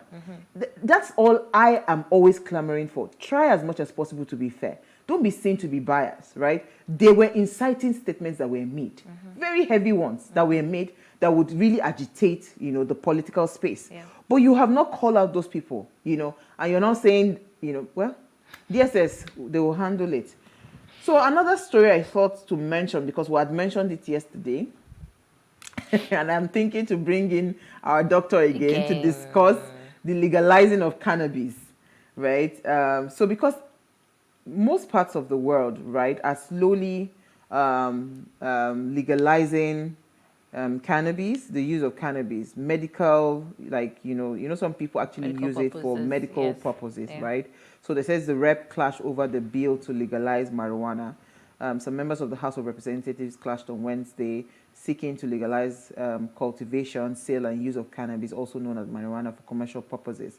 So 2 members of the House had sponsored a fresh bill seeking to amend this National Drug Law Enforcement Agency Act to expand the scope of anti-narcotics agencies to issue licenses, rather, for the cultivation, sales, and use of marijuana. And the legislation was titled a Bill for an Act to amend the National Drug Law Enforcement Agency Act, CAP N30. So, the reason I'm actually taking this story, so after the show yesterday, we had a very extensive conversation on cannabis and the medical effects and all of that, the medical use and all. So the thing is, what the doctor was saying, that in the parts of the world where it has been legalized, that most of those places, you actually find safe marijuana. Very safe. The ones that are grown, there are no mixtures. You see, but you see places where you then now have this no ban and all of that, you get a lot of laced, so they lace it with a lot of chemicals, a lot of very harmful chemicals, right? So that's why he was saying that, it's important that, it's important that we start to consider, because he has he has a hospital in the US that solely is to be administering, yes. So he he prescribes marijuana for some of his patients. It depends on, so there are different types, the patch, the gummies, the injectables. He said all the sorts, so whatever tickles your fancy. But he believes strongly in the benefit, the health benefits of marijuana. So so when I just saw this story, I said, it's my opportunity to still talk more. Talk about people are saying that I'm beginning to suspect you. Why are you chasing this? Do you have a motive? You have a motive, but hey, that's the story. So when we come back from the break, let's discuss our petition matter. Stay with us. We'll be right back.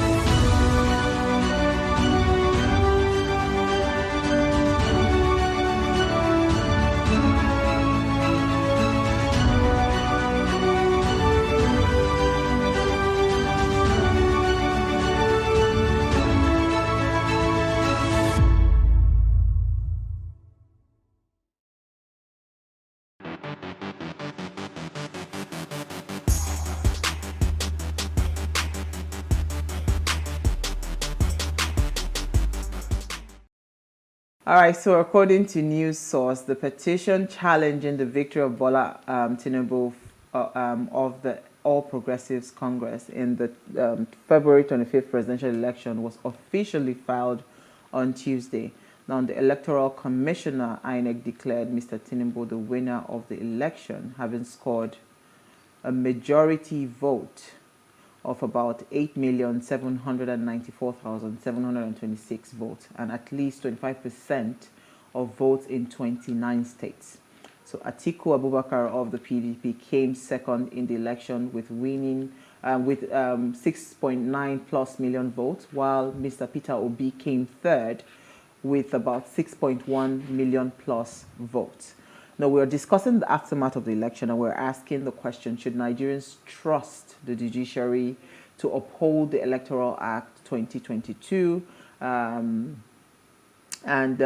to hear what you have to say. Remember, you can join the conversation. Send us an SMS or WhatsApp to 081-803-4663. You can also tweet at us at Wayshow Africa1 with the hashtag Wayshow.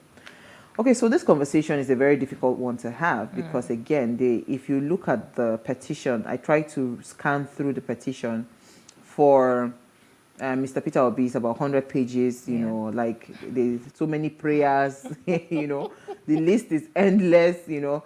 Now I understand why they pay lawyers so much money, you know, for some of these things. It's a lot, but I mean, there were so many things that came out on those lists while I was reading it, right? I mean, Atiku is also writing his own petition as well.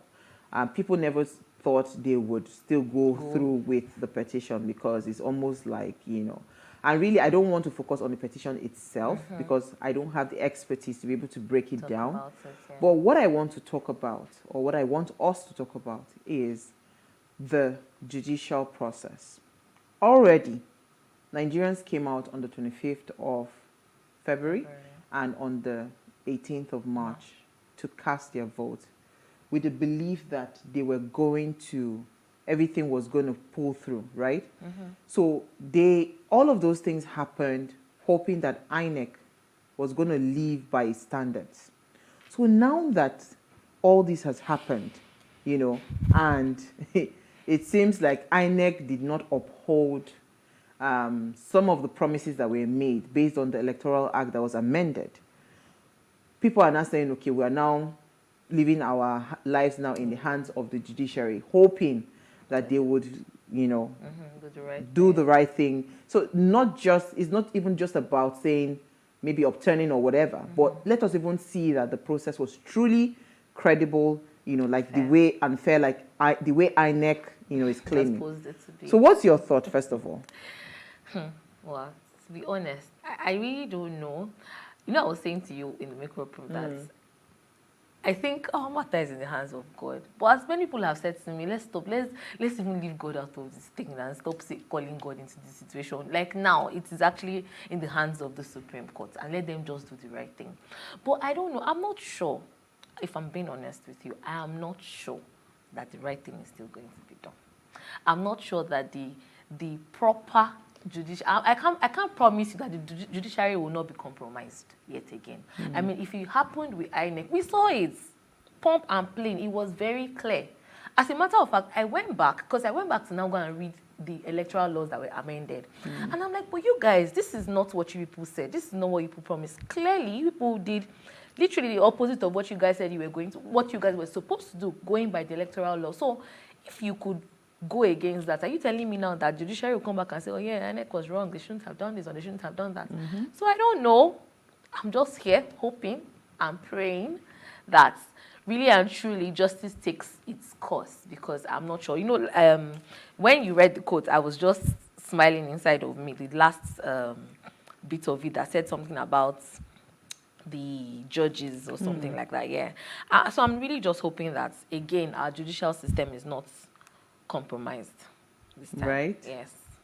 Okay, so I read some part of this because, you know, again, people think that there's a guy's, I'm trying to pull out the guy's, I think he went on Instagram. If I can find his post, was Biolaw or something, right? That's his name. Okon Lagos. Okon Lagos, yeah. You know, when he said that Peter Obi petitions Tinubu's victory on account of U.S. drug trafficking, indictment and others, that even the legitimacy of his candidacy self, you know, first of all, let us even just start. Let's just start from there, because based on the Electoral Act, anybody that has some form of criminal records or criminal whatever, you are not even supposed to contest participate at all. So already, according to that write-up, it means that already disqualifies even the candidacy.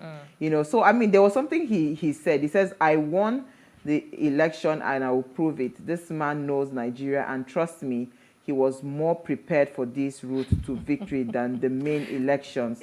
You underestimate Peter Obi at your own peril." This is, he now says, what's Okute? Okute is coming. What's the meaning of Okute? I don't know what that means. But I'm just saying to you that it seems to me that Peter Obi trusts the legal system. Now, as you and I, as Nigerians, you know, because again, maybe he trusts the legal system based on the antecedents, based on history, how, you know, he also had to go to court to get his mandate, you know, back and all of that. So do you trust the judicial system enough, you know, to say, okay, you know what, things will play out? Like I said earlier, I don't. I actually don't. And that's because, so let me bring up this story now, since we're bringing up stories. So there's this story that we found about the SJN, the Supreme Justice. CJN, the Chief Justice of Nigeria. Chief Justice of Nigeria, CJN rather, where it was said that he was found, or he was seen on a wheelchair going to have a meeting with Tinubu in London. So apparently he had also left Nigeria secretly, the same way Tinubu left secretly on health basis. So now, if these kind of things are coming up already, then what is there again? So according to the report, let us state it clearly. Now, the report said that he had gone to the UK a week ahead, you know, so that there will not be any speculations, and he was on a wheelchair. And, you know, all of a sudden now the president-elect is in the UK. You know, so, okay, so these are all the things that when we see these things, and the good thing about social media now is that anywhere you are in the world, you don't even know whether it is the hotel attendant, you know, or somebody, or the air hostess that has seen you. So a lot of people are actually even on the lookout. And this is where I think that, you know, diasporans, because, you know, we have talked about diasporans on Monday. This is where I think that, you know, it's beyond just you going on social media and tweeting and saying everybody occupy whatever. There are different avenues to really do these checks. And especially because, again, when these guys go abroad, you really can't, they can't hide, you know. I mean, most of them have to go use the public, what's it called, facilities and all of those things. So there's every likelihood that you would find somebody will see somebody somewhere. And this is what the story that is coming out. So these are all the speculations.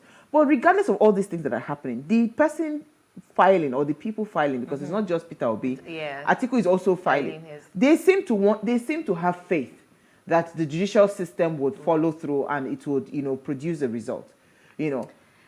Well, let's just hope, actually, that really and truly justice is not compromised. I mean, that's the only thing that we can just hope for right now, because this news that I saw this evening actually bothered me a lot. If we didn't hear about this, I would probably not be saying this right now. I'd be okay, maybe, just maybe. But if this man is compromised, then what is remaining?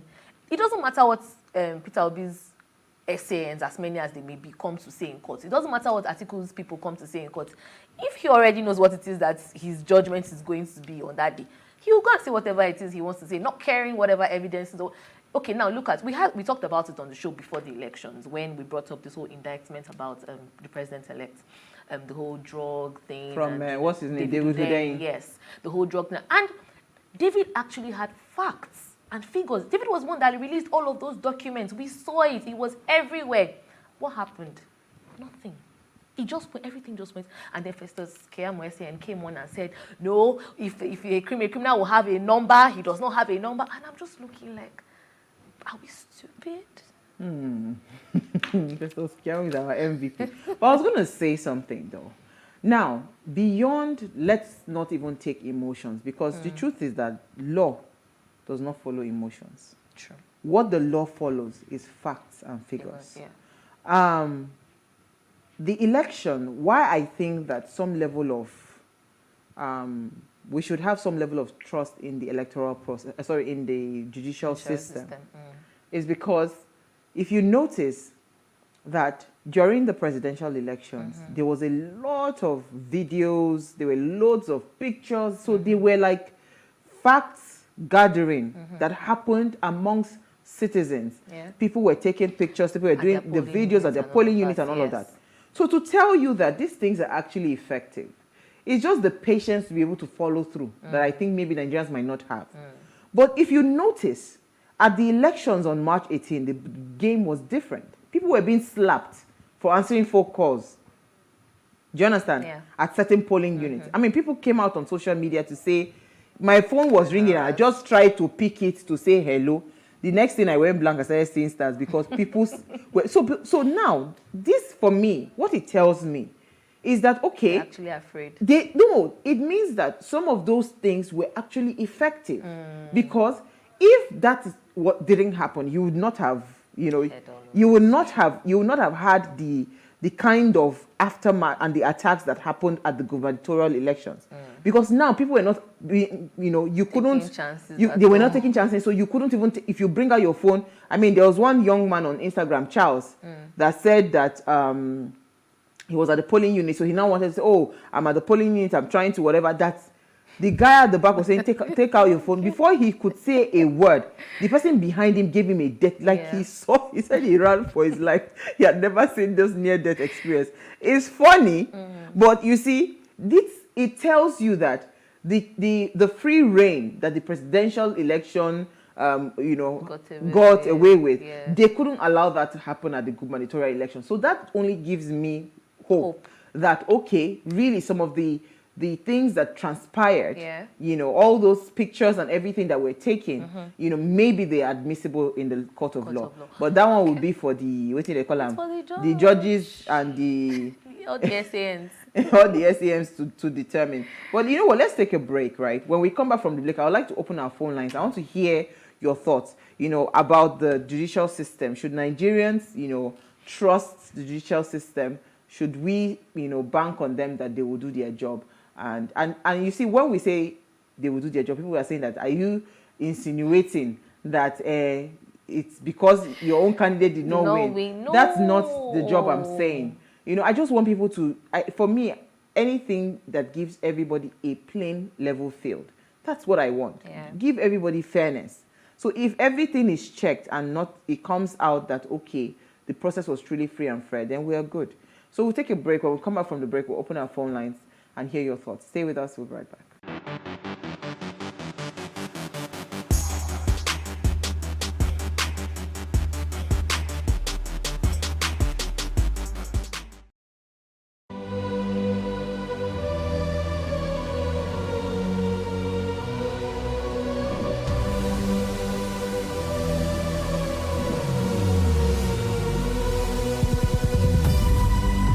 What we do not understand, we will stigmatize.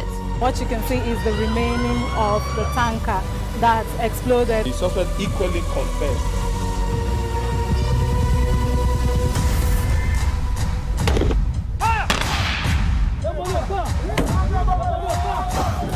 A 500 naira they collect them. If you no talk, then go beat you. Now 2,500 they pay.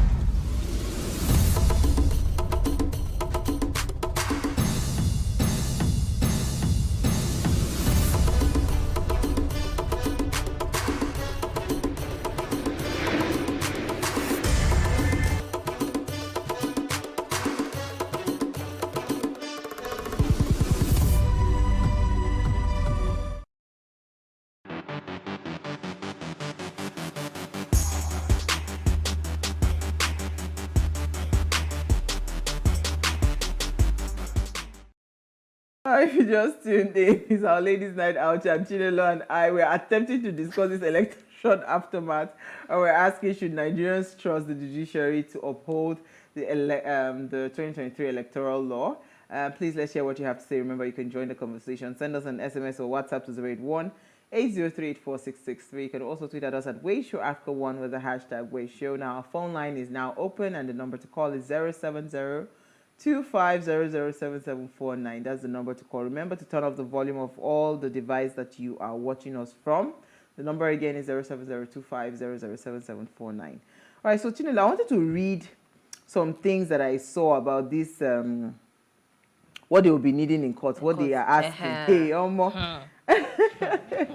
But you see, the truth is, it's just like the Nigerian police. If they want to work, they will actually... Don't underestimate this police. Oh. You know how we complain that we don't have proper data, we don't have documentation, we don't have all of these things. If you will like, be documentationless, if there's a word like that. We'll find something. If the police is looking for you, they will find you, right? If they want to work, they know their job, right? And, you know, don't ever underestimate what they can do.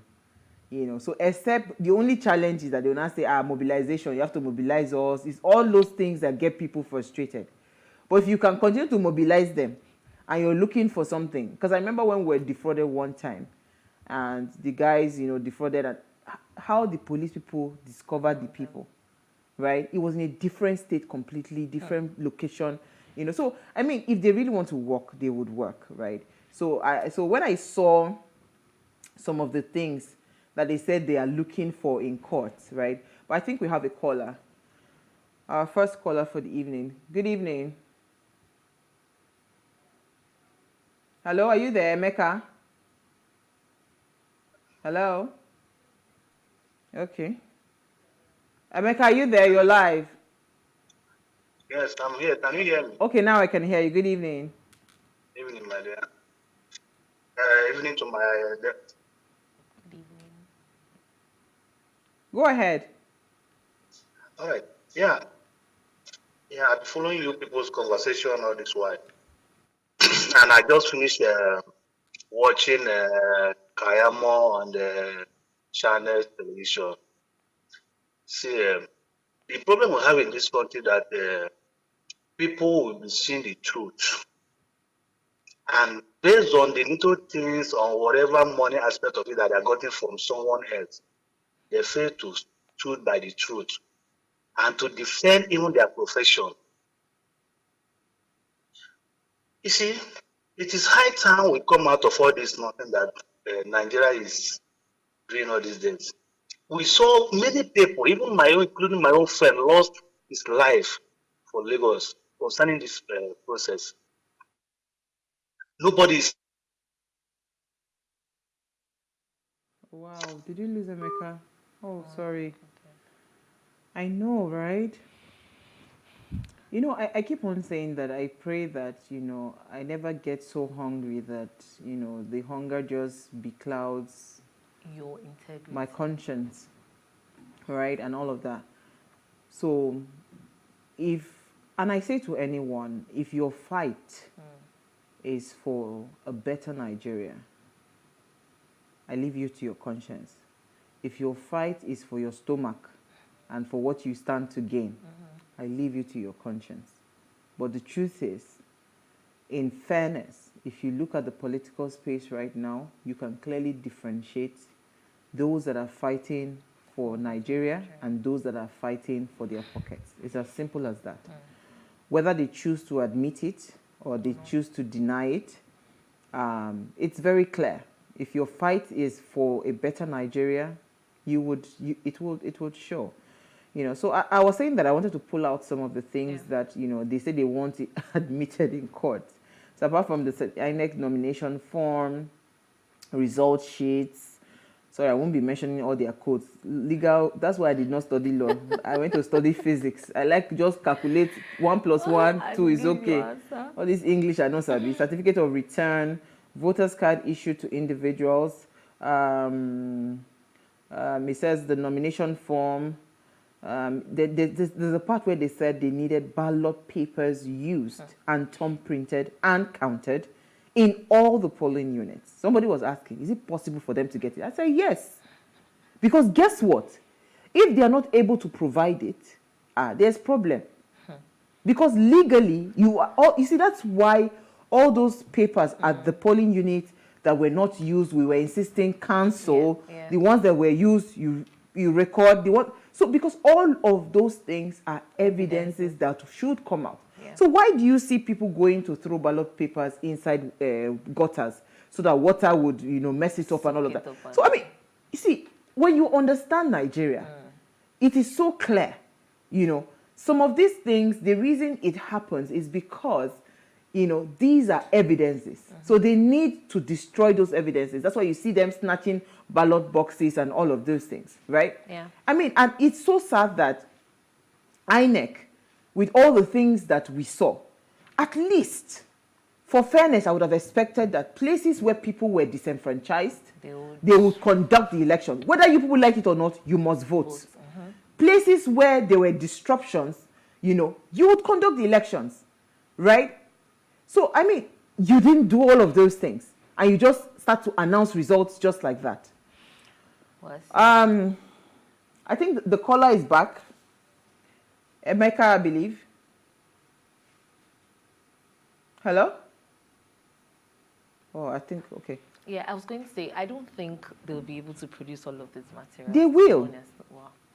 So, that means you don't know law. That means you do not know law. So now, they said ballot paper. Let me finish reading it for you. Ballot papers recorded, ballot paper thumb printed and counted in all polling units. Ballot papers recorded as spoiled at all polling units. Okay. Ballot papers recorded as unused at all polling units. Certified true copies of voters' registers in all polling units. Letters of request of INEC, in fact, by model accreditation system. Certified true copies of the bimodal accreditation system report. Hey, certificate of compliance. Like, so, by the time this detailing, that's how we go sit down. They look. I can't wait. I'm actually excited. See, and now this is not even talking about my candidate or someone else's candidate or something like that, The thing is, I just really pray, like I want to see it happen. So whether or not Peter Obi then he gets his money or Atiku gets his money, whoever it is, I really don't even care at this point. My own is let the truth. You know why? Just come out. I'll answer you why it is important. I think Emeka is back. Emeka, you're back. We can hear you. Emeka, go ahead. Yes, I'm back. Go ahead quickly. So sorry, network is talking on my side.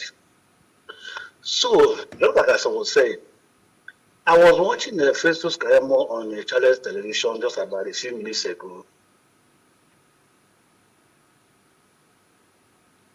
She never even allows Shehu to. Go ahead. Okay, I want to give you a simple example of what happened. Just the concluded election in Enugu State. I called my own brother. I said, Oga, the election the result have been given. Why all this so rigmarole and so-called rigging? You know what my brother told me? Go ahead. Stakeholders in Enugu State that you cannot just disgrace them just like that. I said, you know what? This is the guy that finished school for the past 3 years without having a job. He said, brother, you forget that beg. You know that they have to read. I said, what do you mean by have to read? What stupid stakeholders? I'm now asking questions. I say, ever since you graduated, bros, what have you been doing? Have anybody employed you or the stakeholder? He said, no, I should just forget about that. It's just for a while. I say, for a while. Thank you. Sad. So you see that this problem is actually eating in. Like I said, this election is not. So let's even now leave INEC out of it. The people, us, were also a problem. We talked about this a lot before the elections. Are we actually ready for this good governance that we're all shouting about? Good governance. We as people, are we actually ready? When we see it, can we recognize it? Can we even handle it? Can we deal with it? These are the questions we need to ask us because we actually have a very long way to go. A very, very long way. We have a very lengthy message from Austin from Delta. Let me see. I think maybe you should take that one. Okay. While I take this one. It says, in Peter Obi's petition, he didn't claim he won the election. Neither did he allege rigging. He only wants Tinubu to be disqualified and another election conducted. The weakest case by an opposition party. Well, if the law says that, a candidate should have certain kinds of, records for you before you can even participate, right? I don't think he's been fair be unfair or whatever to say, okay, he wants to. Everybody will always use what favors them now. The ground that favors them to lay the petition. It's a very lengthy petition. I haven't read it, but hey, I think we have Loma from Abia State. Loma, you're live. Hi, good evening. Yeah. I want to discuss with the way judiciary has been facing their job. I'm telling you, I'm afraid we don't believe judiciary again. But sometimes Solomon or Daniel can come into justice because see what happened in Abia State. A woman has distinguished herself in Abia State. We can get those people in the judiciary.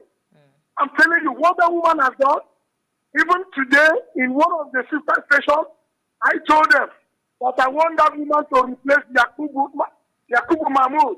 I'm telling you, that woman is a godsend. These are the people we need in this country, in the INEC, in the judiciary.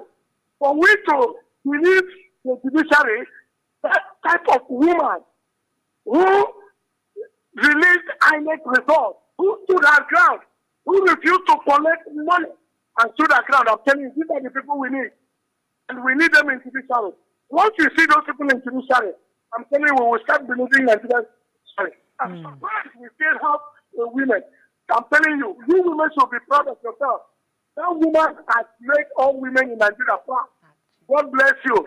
But I pray that this will be God's case. Thank you. I really enjoyed that story. They even got her an SUV, say for you not to have. But hey, see, let me tell you something. We have begged you people that give us certain kinds of things and see how things will change. Women are actually, one of the best leaders you can ever find. If you have a woman leader, you are blessed. Let's take that comment. Okay, this is Austin from Delta, and he says, for me, any attempt to lose hope on the judiciary, especially the Supreme Court, which is the last bus stop in search of justice, is capable of spelling doom. Otherwise, how do you reconcile a situation where a litigant will disagree with Supreme Court judgment and turn around to take the law into his hands? Let us be very careful. That doesn't mean the judiciary is not being suspected for possible compromise. If you have filed your petition, keep quiet and follow to the end. If they disappoint you, leave it to God. The next level of justice, that's the next level of justice you can't escape. In the past, judiciary was being held in high esteem. We had justices like Oputa, Justice Opaseki, Justice Ademola, etc. They were then seen as next to God, and they were landmark judgments to their credit. The truth is that the present judiciary is on trial, actually. Like was said on Ekweremadu's conviction, let justice be served without whose ox is God, and let them not give room to any form of the trust deficit as INEC threw up by failing to upload the presidential results real time. God bless Nigeria. Thank you, Austin. So good evening, my dear beautiful sisters of What Are You Saying?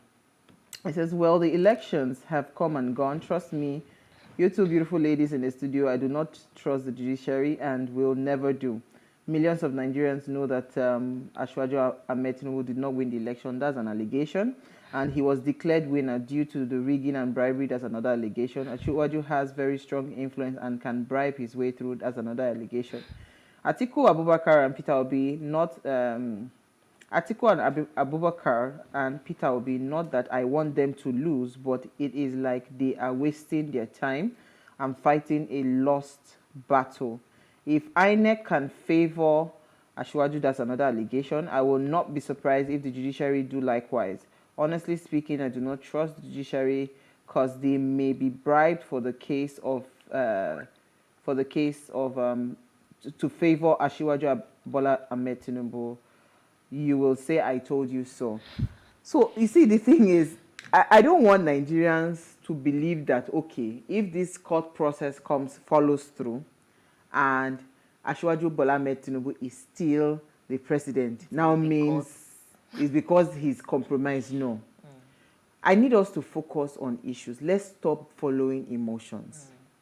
If INEC and the courts, because INEC will be brought to the court, the petition is against, so it's the filing, the way it is Peter Obi, Labour Party against INEC, Asiwaju, and APC. Yeah. So INEC is part of the problem. So they will bring in all those evidences. My own submission is, if INEC is able to release all these documents, because the list is long that they are asking for, and everything is judiciously checked, and it is seen that the status quo remains, then we should say, okay, yes, thank God, and we move on. We only are demanding for transparency. Now, you asked the question, and I told you I'll say why it is important. The reason it is important for us to see that this process was credible, fair, free, is because for the first time in the history of Nigeria, we had 18-year-olds, we had 19-year-olds, we had 20. They did not only come out to vote. I was so moved because they did not only stop at voting. They stayed, they counted their votes, they took pictures of their votes. We had young people that were really excited about the idea, of a Peter Obi presidency. And they came out in numbers to vote. What you are just trying to tell them, if there is any smell of a rat, that this thing wasn't transparent, it wasn't, what's it called? It wasn't free, it wasn't fair. What you have told them is that they should take that, just like the way we saw people tearing up their cards, is that they should take that PVC and throw it away because it is useless to them. And that is not the point, I think, INEC. Because guess what? If INEC continues, successfully planting distrust in the minds of the electorate, very soon they will be out of jobs because nobody will come out to vote. Of course.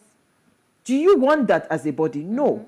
So that's the thing is, you then have to be very, very clear to now tell people that, this process that I did, you cannot discredit it because it was free and fair. And you produce your evidences. That's all we're asking for. Oh, well, let's just hope that they're able to first. I don't trust you today. No, because, see, when I saw this, I was just like, I feel like somebody said we're fighting a lost battle. And now I like the angle Peter Obi is coming from. So he's not even about, okay, you know what, it is this, that. He has not even come to fight you to say, okay, maybe they rigged or maybe they did not rig. He has gone back to the first problem that we had, that I thought was even going to be treated in the first place.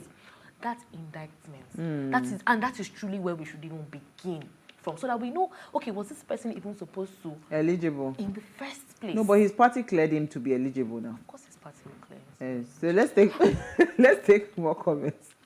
Somebody is sending us picture. Okay, I'm having. It's in our operation. Grab it, snatch it, and run with it. That's the ballot box. He says, should Nigerians trust the judiciary to uphold the 2022 electoral law? This is a beautiful question, but sadly to say, Nigerians should not trust the judiciary to uphold the 2022 electoral law if by now the judiciary has not prosecuted anyone for violation with the violations going on right, left, and center in this country. Judiciary systems like our political parties in this country, very corrupt without morality. Look at how Festus Keyamo, SAN, yet he always talks from two sides of his mouth. If judiciary will work today, they will only work just because the eyes of the world are on them to do justice. And this is what I was actually going to say, right? I mean, I saw some tweets today from the US mission in Nigeria, even the UK as well, where they're actually paying so much attention to this whole electoral process now. And I like that because I feel like that would actually now make, that's actually an angle to look at it from. That will make the judicial system make sure that they do the right thing, because it's not even just about us anymore now. Because if it's about us, I feel like they can just do us anyhow they want and move on with their lives. But now we have other countries that are now looking to see, okay, you guys have said these people have filed their petitions. Are you really going to follow through? What is going to be the outcome? So it would actually ginger them, or rather motivate them to be very, very fair. So like he has rightly said, I hope that they actually know that now everybody is watching, everybody is looking. The good thing about this Gen Z that came out of vote, they are not smiling. You see all those people, by the time they start the process, the legal process, they will bring out your name, they will bring out your history, they will bring out your lineage. your children, your grandchildren, everything. They will bring everything out. They will write petition against. No, those guys are not joking. They found Tinubu's plane now. Is it only the plane? They've been finding things. I said at my polling unit, one young boy just came and met me, Auntie. So the polling the polling officer, we say they call them the officer in charge of the whatever. Yes. He says, yeah, this is his Twitter handle. I have found it. I've got to tweet it. I said, I was so impressed. Chinelo, you don't know the kind of joy. You don't know the kind of joy that I felt with these elections. For me, because I've been voting. It was like a new dawn. It was like a breath of fresh air. I've been voting, and you could see it immediately play out in the gubernatorial elections. Yes. People didn't come out. Because what will happen is that INEC will just tell you people that, don't worry, you don't need us to declare winners. No, that's what we're going to say to INEC. We'll say, you don't need us to declare winners. So whatever you want to do, please go ahead and do. At this point, just you president, governor. You vice president, like that. So, so that's why we're just hoping that this path that both, and which is the legal means, if there's any discrepancies, they've taken those legal means to say they want to go through the courts.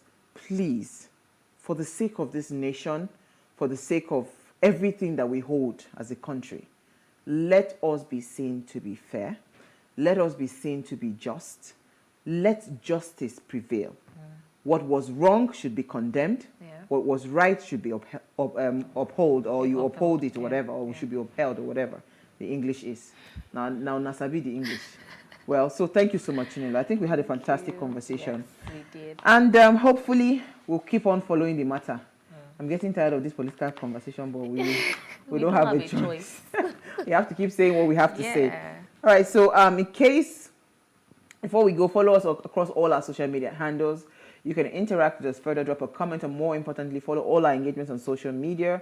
Like, share, and invite your families and friends to watch and follow the conversation. Now, if you missed our quote for today, I love this quote so much. It says, the bedrock of our democracy is the rule of law, and that means we have to have an independent, very important, judiciary, judges who can make decisions independent of the political winds that are blowing. Very, very important. So regardless of the chaos happening in different political parties, let our judiciary be seen to be independent and just. We'll see you guys tomorrow at 8 p.m. as we bring another great conversation to your screen. Enjoy.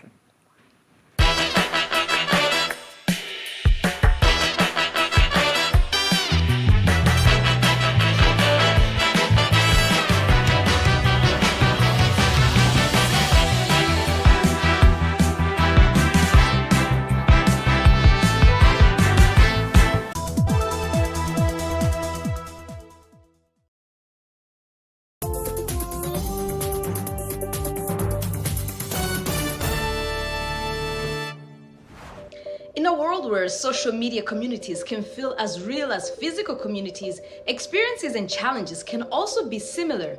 With a growing number of people striving to be online influencers, many, including young women, are falling under the influence of an excessive and risky amount of social media use in search of viewers and followers.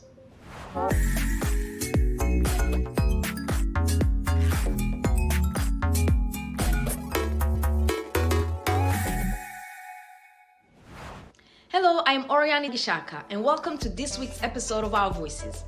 On today's program, we'll examine the potential dangers and benefits of being on social media. We'll look into the advantages and challenges of being a social media influencer. We'll hear from some female influencers about their journeys. We'll also hear from experts and authors following closely the psychological effects of being under the influence of social media.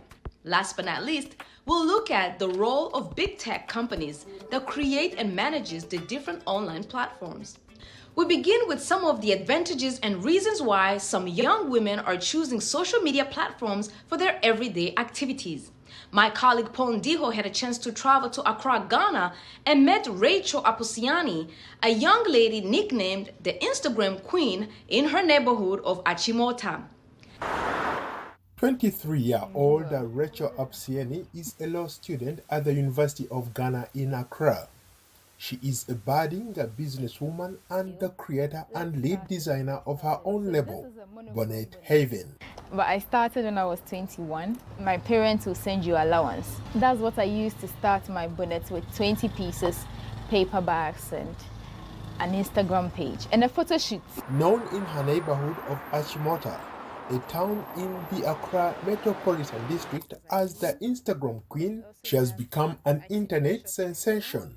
And from June till date, we've sold close to 1,000 pieces. It wasn't until Apsieni took a professional photography class and learned how to take and post professional pictures on her Instagram page that people started taking her seriously. Building a bonnet heaven has been a tough for Apsieni, but with help from her family, a support network of other women entrepreneurs, her trusted delivery guy, she is optimistic that things will get better. Before I had a page, but the pictures were very unprofessional. It was just camera shots. But the minute I posted professional ones, people took interest because I appeared serious. That's okay, I know what I'm about. And that's how it started. But it's not been without help. She hopes that one day her product will be in the hands of millions of new customers. Franklin Owusu-Pakari, Director of Business Support and Policy at the National Entrepreneurship and Innovation Programs, a government initiative to empower young people, says entrepreneurs like Rachel have a unique opportunity to grow their business and make money. When your business fails, that's a good opportunity for you to backtrack and assess yourself where you went wrong and bounce back again. Then you can be able to, because the failures, the mistakes I made in my first business, I have to be able to avoid them with the new businesses that I've set up. And for the last 10 years, our businesses have been able to stand the test of time. Africa has one of the world's fastest growing telecom markets, and analysts say internet-based mobile solutions are helping boost development and growth on the continent. Paul Ndihau, VOA News. Now, though parents may worry much about the amount of time their children spend on social media, others are content with those platforms which help to keep them learning during lockdowns caused by the COVID-19 pandemic. VOA's Mariama Diallo gives us an example of how using social media platforms such as Twitter, WhatsApp, and Instagram has offered free online classes to about 1,000 students or more in Nigeria. With extended pandemic lockdowns, Basirat Ajayi decided she had to do something to help her struggling students who have been unable to go to school for months. I do short video of it, a mathematics class. I send it to them, like 3-minute videos, 5 minutes maximum. I send it to them. Then they watch the video, they respond to it. Then I send classwork and assignments. Using social media platforms such as Twitter, WhatsApp, and Instagram, she offers free online math classes to about 1,000 students from all over Nigeria, including 17-year-old Fortune Declan. I'm watching a video from the online math class now. Now other students, including one from Canada, are also joining her sessions. Originally, when I started learning differentiation on my own, it was kind of twitchy. But when I joined the online maths platform, I started learning differentiation rapidly. Ajayi says while COVID has had a negative impact on people's lives, it pushed her to figure out creative ways to keep going. The positive impact is that we can use technology to teach our students now, and which I'm very, very happy about. The coronavirus pandemic forced many parents to lose their jobs, causing them to struggle to make a living and pay for the technology needed by their children to access online classes. Franca Declan is a parent. Not all can afford the data, and not all parents can also afford the phone to give to their child to go for the online lessons. When the 36-year-old teacher started her classes, she would use white sheets of paper to solve math problems and then videotape the steps. That changed after a parent donated a whiteboard for her to use. Mariama Diallo, VOA News. We have to take a quick break, but when we come back, we'll introduce you to some female influencers on the continent who may inspire you to live your best life online as well as make money off of it. That's coming up next. Don't go anywhere. We're bringing women's voices to the conversation, and more than that, we're building a community of inclusion and empowerment. Here in Kinshasa, campaigns to raise awareness against the spread of coronavirus are common, but getting that information to people who have no access to water, electricity, or money can be a challenge. We are here at Kalerwe Market in Uganda, Kampala, where in this whole market, women are crying out for their situations to change. For women, it will be better for us. I think a big thing for me is just being able to say that when these protests are happening, does it turn around into policy? Our kids are raped every single day. This movement got the governments to listen. It really was powerful because it showed what is possible when men and women band together and say, enough is enough. It's not necessary anymore to climb on a car. I can be in any place to cheer with the people.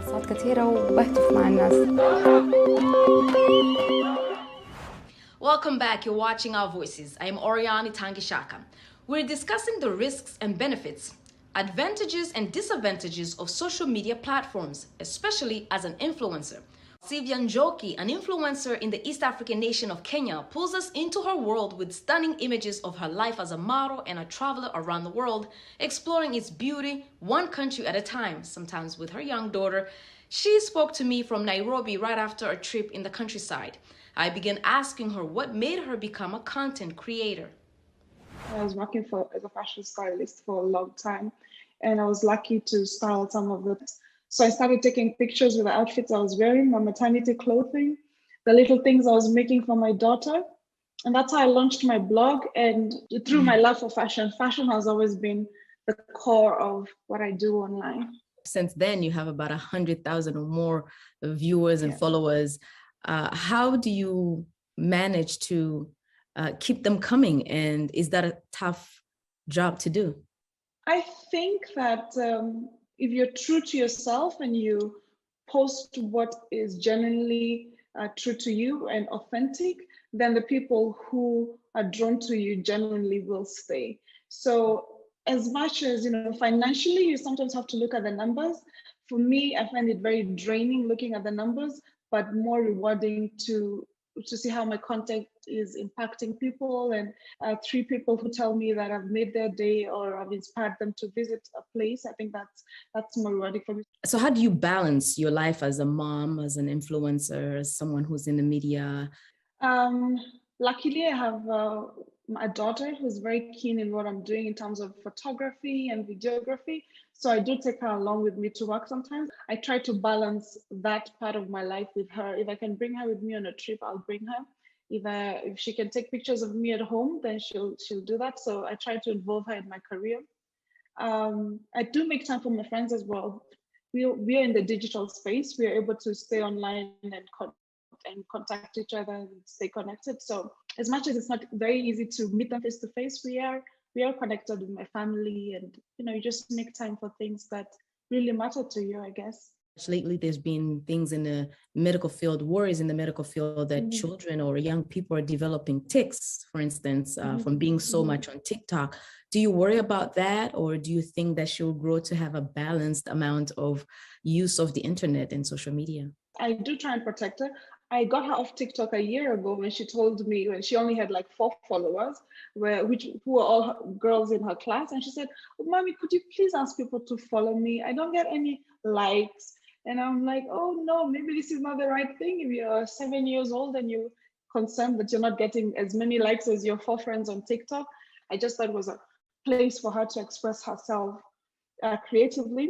And she's old enough for me to have conversations and show her what's happening on the internet with, the bad, the good, and the bad that's happening online to not just children, but even to adults. So I do try to make her aware of these conversations. And, we can only protect them so much when they're in our spaces. They're out there, they have friends, but I think having these conversations with them gives them a sense of awareness. And what would you give as an advice to young women who are coming up and, as you said, could actually make it a job and an income? What would be one of your advices? I think it's a good thing when it starts off as a hobby.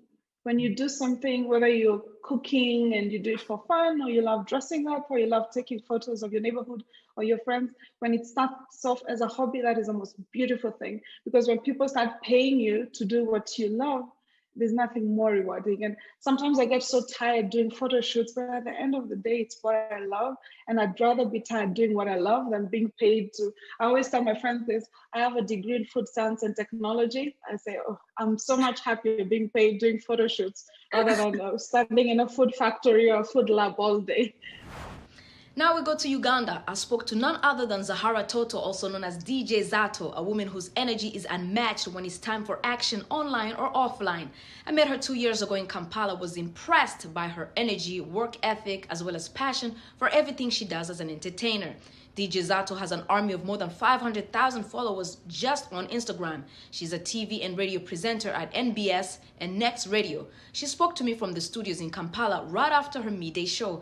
I began asking her if she predicted the large following she has today. I grew up a social person. I've always been on TV. I've always been on radio. I was raised for that. I was raised for being on the media platforms. So I never thought that social media would contribute that so much to my career and my path. The greatest advantage is that I've got an opportunity to showcase my work, my line of business on social media. Now, companies must be behind you all the time wanting to do advertisement with you. How do you handle that dozens of requests? I mean, do you have people helping you, or do you manage all of that? Well, I don't have anybody helping me as of now. Being a social media influencer in my country, Uganda, is kind of hard and difficult. It's so hard to trust somebody to run your accounts for you. Yeah, so you find yourself doing all this work by yourself. And I'm okay with it, Orion. I'm alone and I'm okay with it. That's great. Wow. Yeah. You're a superwoman, I tell you. You have faithful followers. What are some of the tips you can give women influencers, young women influencers who are coming up on the scene and they want to be where you are, even beyond? All right, now, first and foremost, you gotta find your niche. Orion, you got to find that one ground. That's something that you love most, yeah? Something that you know you really love, because once you love that something, once you wanna do it on a daily, you're going to do it with consistency. And consistency is key if you are a social media influencer. So consistency on content. Yeah, on content, on whatever you want to push. Is it your lifestyle that you want to show people out there? Is it your work? Is it your business, your products? What exactly do you want the world to see out there? You have to find a social media calendar. Like I said, consistency is key. No matter what you do, you have to align your content. You cannot post 1,000 contents in a day and tomorrow you have nothing to post. So you have to draw your influencing calendar, and that will be good for you. The other thing is you have to choose a platform. Yeah, you have to choose a platform. You might choose any platform, like you might find your energies are bigger on Twitter, Facebook, and Instagram. Yet on TikTok and Snapchat, your energy is not there. So focus where your energy, where your followers, your fan base is. Focus on what your fans really, really, really love, and that will make you successful. Do you ever feel maybe I've influenced people in the wrong way? I didn't mean this particular post. What do you do then? Yeah, sometimes I go overboard. But you know that overboard that I go, I'm actually the me that the social media doesn't know. That's actually the me. So even though I post something or influence something in a negative manner or in a wrong way, or maybe somebody or the crowd or my followers take it in a wrong way, Orion, I think I'm portraying the me people don't know, and I'm okay with it. And I don't feel bad about showing them that other side of me. It's me being human on social media. Everybody makes mistakes, and I'm okay and open to criticism. We have social media influencers that are also parents, and they're also single moms that are also doing other things. How do you strike a balance? First and foremost, my kids know my line of business. They know my line of job. They never intervene with anything concerning me and my work. They know it brings food on our plates. It provides a good, healthy living for themselves. So they never intervene in any way.